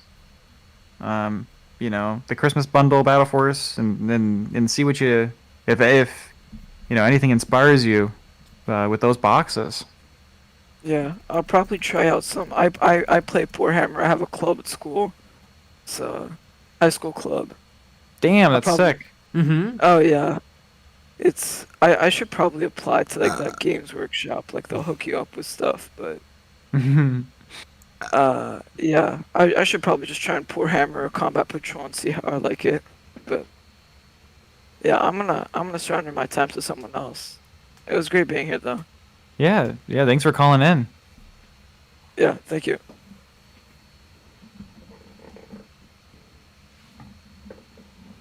Eat. Rule of cool. Mm-hmm. Speaking of rule of cool, let's add Iron Scholar, who's could you believe, a Patreon supporter? Wow. This has been a Patreon supporter heavy stream. It has. I almost feel guilty for it. I wouldn't. I would take the 10 minutes. I would keep talking just even past the 10 minutes. That's what I would do if I was you. Oh no, I probably have my heart exploding. This is probably past right now. I don't know why, but it's more anxiety-inducing to talk on this one than it is like the regular ones. I think because I'm on the spot. Like on like just the call-ins in general, or the call-in stream versus the Patreon stream versus the normal stream. Yeah, like the call-in versus the Patreon. Yeah. That's true. Because you know I'm the only one talking with you guys, so. Yeah, that is true. But yeah, like Jay, last time we were talking, like you said you just got Catachan, so I was wondering if you started painting those yet or not. I started assembling them. I'm assembling them so that I can run them either as the veteran guardsman for Kill Team or a normal guardsman for Kill Team. And luckily, with some of the metal models I have, I will have all of the options. All 5 of the heavy weapons. Yeah, that's pretty good. Very cool. Yeah, with my Kill Team stuff that I'm doing, like putting my Octarius together more still in that. Kind of annoying. I should have been faster because I'm running close on a deadline now. But I'm having fun with the orcs. They're like easier to put together. I think part of it is just that like they're orcs, so you don't worry if it's going to be harder to paint. They get to those areas because they're orcs. It is true. Which makes you also wonder too, like, do different models just automatically like kind of like give you sort of like a little anxiety? But give you kind of mindset. I give you kind of like a mindset, like, oh, this one must be fine, this one must be more whatever, because of what they are, and you just kind of like have that kind of bear energy in the lore and stuff just kind of rub off on you as you're putting them together. Sometimes I think I enjoy putting together Space Marines because there's a lot of variety. I actually don't know if I enjoy putting together orcs because there's too much variety. I get regular orcs. Like I'm also putting together an orc team for Kill Team, and it's like, oh god, which pair of legs goes well with this body, and do I want to use the head from the Ludas or the head from the Burnas or the head from the? It's almost a little bit too much variety. Yeah, I haven't gone into like. Oh, sorry. You go ahead. Every time I see pockets and straps and all that stuff, sometimes I'm like, I don't know. I don't know if I want to deal with all this. It's always weird with the like infantry when they have a bunch of individual, like tons of individual little doodads and stuff. I like it on everything else, but on infantry, it's a little. Sometimes it can be a little much. Gene Stealer Cult. That's just all they are. They're just pockets. And vials. I'd probably dig the pockets if I was a Gene Stealer. Just because like, I have a ton of pockets on me right now. Yeah, there you go. You can put your snacks away and stuff. That's what I would do. if I was a jeans dealer. Yes. Yeah, actually, I kind of do that with this vest. I have a whole bunch of pockets, like big pockets, and I can stick a bunch of water bottles in it too, and make jokes with people and say, "I'm investing the waters in my vest." I get it. Yes, I had like a large one when I did it, so I was able to put like a total of 13 water bottles in my vest. Jeez. That's I can't even imagine that. Yeah. Yeah, I could get my arms chopped off and they'd fit in the pockets. And I could hide my Amazing. scan gun in the pocket too. And the security guard's crap, so like I'm like, wow, I could do something bad to get myself fired, but I'm not going to, but I know I totally can. Yeah, that made sense. Oh, well, also, what are your long-term goals? Curious. Like own a house. Exactly. Like hobby related, like channel related. More channel related. I would like to be Squidmar. There you go. By the way, we're moving to Sweden. Oh my god, So that's where we're gonna I'd go. love to move to Sweden. Oh man. You'll never go to the still then. Yeah. I mean, yeah. The problem with moving to Sweden is we have to learn the language. We have to learn a silly language. Never mind, Jay has it down. Oh man. I really like, and I think this is probably Squidmar is probably able to do this because he's got like 2 other people working with him all the time. But he can really run and gun, and be like, ooh, Yeah. shoot this, shoot that, shoot this. Let's just shoot a little B-roll here. Let's do a little of this. Whereas for us, it's hard to do that when we have to plan everything out. Yeah, and I do think that there's I mean I guess a little inside baseball, if you will, is we have like 3 days a week that we've planned that we both meet and we both work together those days, and it kind of has to be that way because we have to have in between days to edit, or like I'm like on Tuesdays and Thursdays I do a lot of editing, but then Jay does a lot of filming on those days, like the tutorial parts of the videos. And that's mostly because we live in 2 different locations, so it'd be a little annoying to run around all the time. But you know, who's to say that maybe next year, if things continue to go well and things happen, maybe we can live in the same location or similar location, and then that could make doing a little bit more run and gunning a little bit easier. I thought of a funny idea. Come, let's set up the camera. Point it at me. Turn it on. Yeah. Exactly. That's hard. Like, Impossible right now. We've done little things like we're like I'm building and Nick's here, but it ends up to be like a lot of hurry up and wait because it's gonna take me 2 hours to put together this model. And maybe 2 minutes right in the middle, I'll accidentally drop something, and it would have been awesome to have that on camera, but right. And and it's totally and it's like, well, I'm as we're waiting, let's say we filmed the models and memories, and I'm waiting for Jay to finish some other video or whatever. All I want to be doing is editing models and memories. I don't want to be filming something else just because that has to get done. So it's hard the way that we have it now, and I think it could change and be a little bit more run and gun, because I like that style. I think that style is fun. I feel like it's even more engaging.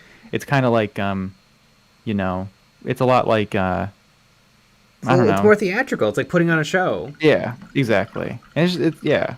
But we also used to have it because like now you actually talk while you're doing it. Like that's actually done in the moment, and like that is we used to not do that, and those videos are worse off for it, honestly, because there's something special about it in the moment. And if we could add a lot more of that, and we can capture a lot more stuff, that could be really good. But right now with our schedule, it's a little difficult. Yeah. Well, I hope it does work out for you.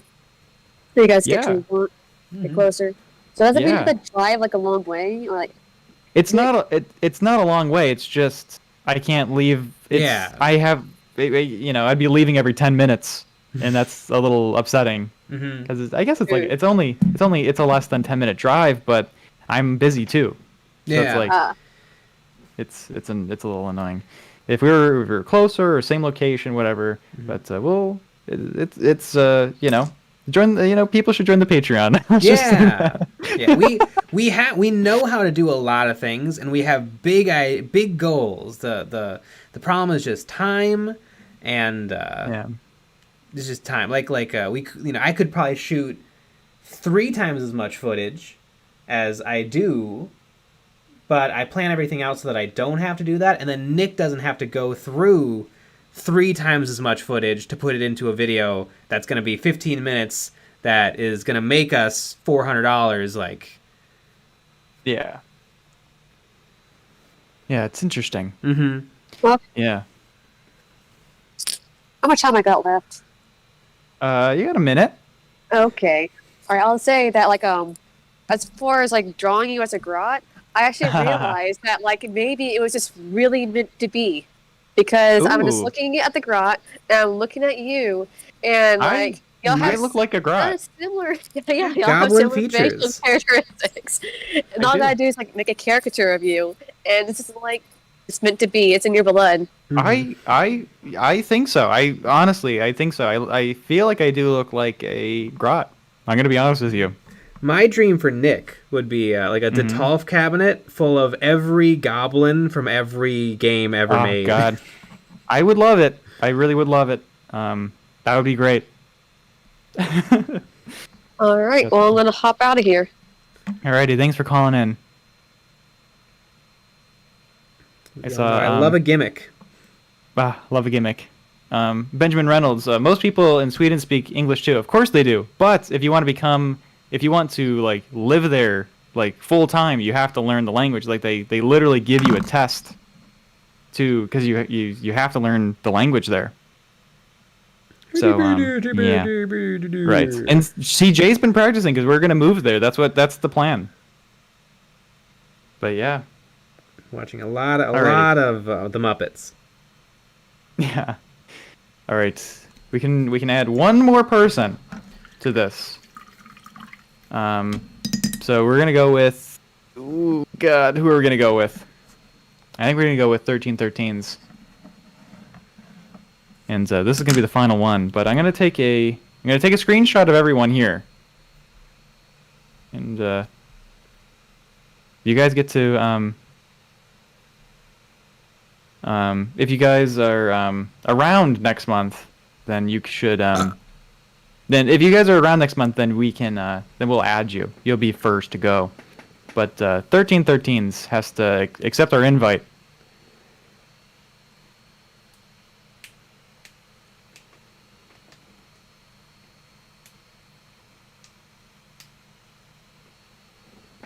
Do 1313s. How? I don't know what it looks like on the other end. There should be a little notification saying that I invited you, and so you have to accept my invite. EJ95, I'll pay you to learn the language. See it? There you go. Oh no! Sometimes the notification doesn't pop up. Here, let me. I'm gonna dismiss you and then join. Do it again. Raise your hand and then I'll try it again. Maybe this time. Maybe this time.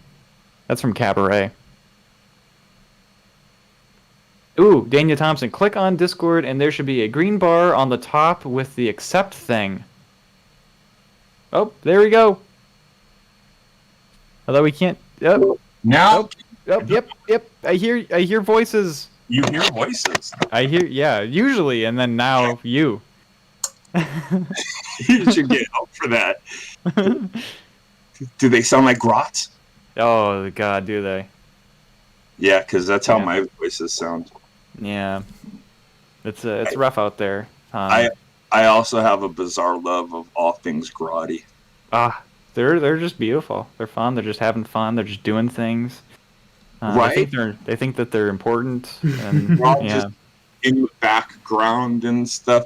I've been playing GW stuff since, well, literally since it was Rogue Trader, but second Damn. edition. Yeah, I'm old.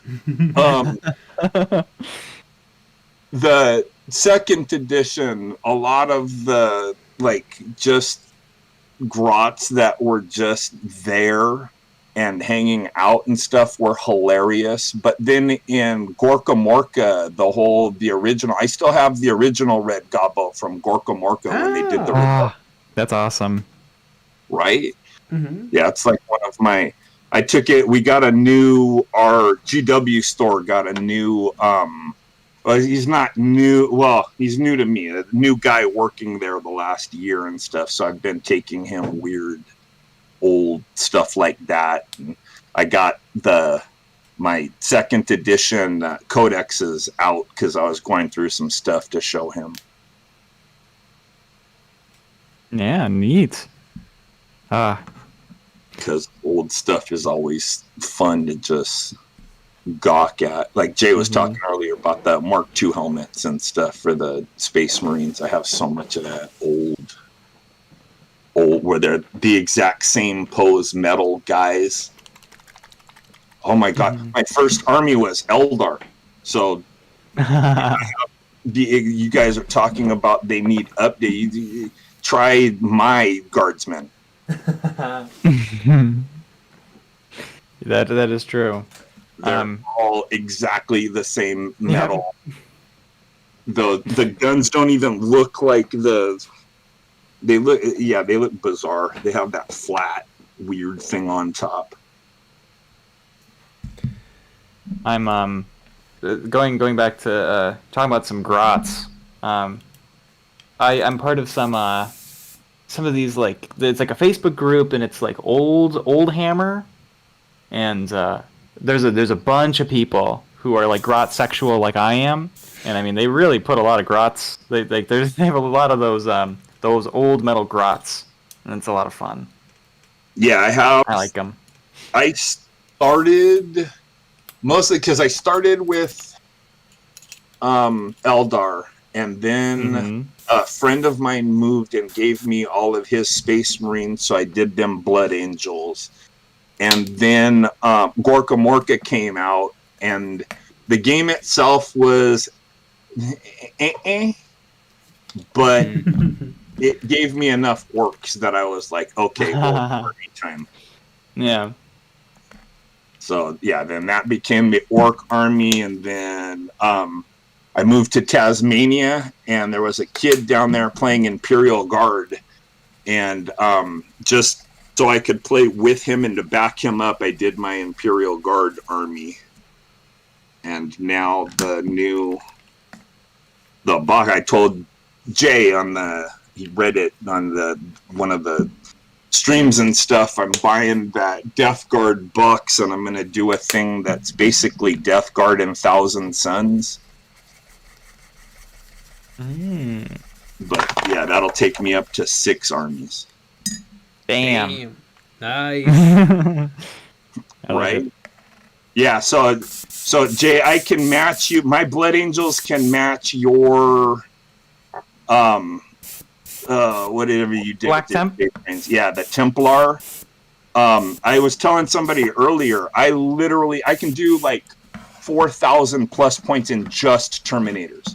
I have a captain, I have a librarian, I have the chaplain, everything. Plus, I have you name it. I have 5 of the Thunderclaws. I have 5 of the Stormhammers and shields. I have the Cyclone missile launchers. I have the heavy. It's ridiculous. Nice.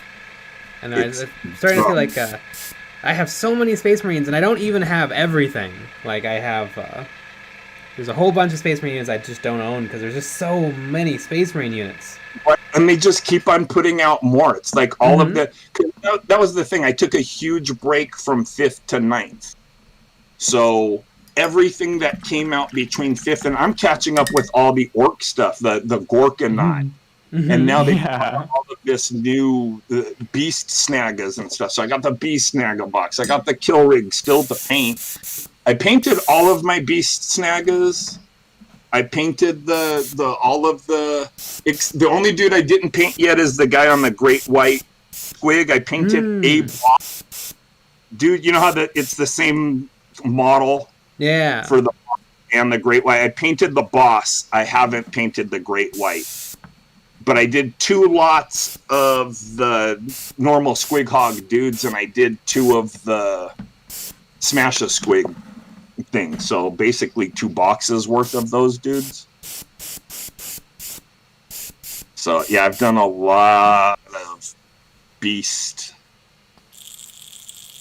snagger, but I still need to do the kill rig, and I was telling you the other day, I still got 30 boys because I got the new combat patrol box. So I got the 20 boys from that, plus I got a deal for like $10 for 10 guys from that box. So I got them because $10, why not? Mm-hmm. So I got 30 dudes from that box, the 3 helicopters, the freaking dreadnought, the dude in megala armor, another buggy, 2 other vehicles that I don't even the rocket thing, and some gun snazza nose pick yep, that's called wagon thing, and yeah, and then the kill rig and I'm lucky. I talked to my friend is actually gonna do the Death Guard box and stuff, so. Because I have to do the 1,000 Suns half of it. But yeah, more stuff to paint. But yeah, Jay, whenever you feel like, yeah, I've got all of these Space Marines, remember there's nuts like myself that have just as many and then another 5 armies. You're talking about your kill team, building your kill teams. I did it in 8th. I have every single faction. What I did when I built them, I painted. If I got a box of something, I just painted the entire box. So if I got a box of witches, I did all of the witches. Mm-hmm. If I got a box of 1,000 Suns, the Rubric Marines, I just painted all of the Rubric Marines. So I literally have every faction kill team already painted, basically. I just need to, how do they reconfigure for the new one? And then I liked the terrain on the new kill team box so much that I bought 2 boxes, mostly for the terrain. But then the extra orcs also fit into my... It was like the perfect box, because I have the Imperial Guard army, I can use those dudes. I have the Orc army I can use, and I didn't have any commandos. Yeah. So, boom, it's literally perfect. And there's all of my terrain, so... Dun, dun, dun. I'm sure one day I want to have all the armies of all of 40k and all the armies of all miniature war games. So maybe not next year, but maybe the year after that I'll have that all done. Yeah. I think so. I mean, 2022 is going to be a big year. Yeah. So you'll probably get, 3/4 of the way there? Mm-hmm. Your paint schedule, I thought my paint schedule was insane, but you're doing at least an hour a day, every day. That's... Right, and that's just what you see. Yeah, no, I'm saying you did get done. I painted like 430 miniatures so far this year. Yeah, I've painted maybe 100, maybe, and I've been going insane. I set up a table that I can actually paint at work. That's awesome. Hours of painting in at work because I do security, so I got that downtime. That's right? Perfect. Yeah, no, I even told my boss, and he goes, "You know what? I actually approve of that use of your downtime." I'm like, oh, that's good because I would do it anyway. Nice. That's awesome. And that's 10 minutes right there. All right, gentlemen, you have a wonderful life. Speaking of my stupid work, I now have to go do that and get some painting done. All right, awesome. Nice. Yeah, thanks for calling in. All right, thank you for having me. Be well. Yes. We're just talking about painting a little bit. I just airbrushed ever so slightly blue onto my white, and I feel like it's really helped it look a little colder and clean. Yeah. Just a little ghost of blue. Yeah, I see it. Yeah, I got a lot done on these guys today. You did. Yeah, and they look really good, nice and sharp. But yeah, and that's the end of the call-in stream, folks.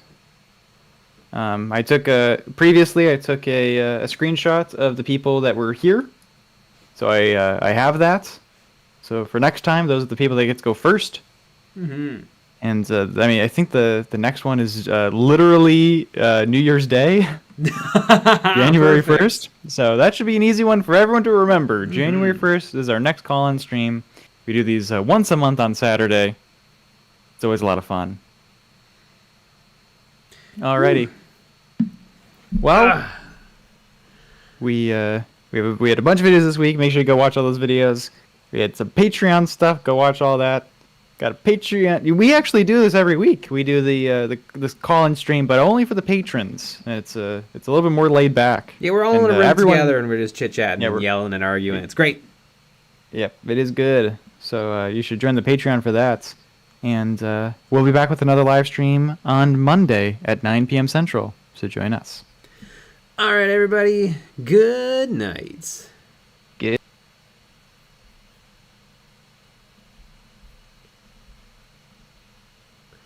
And everybody on YouTube, good night.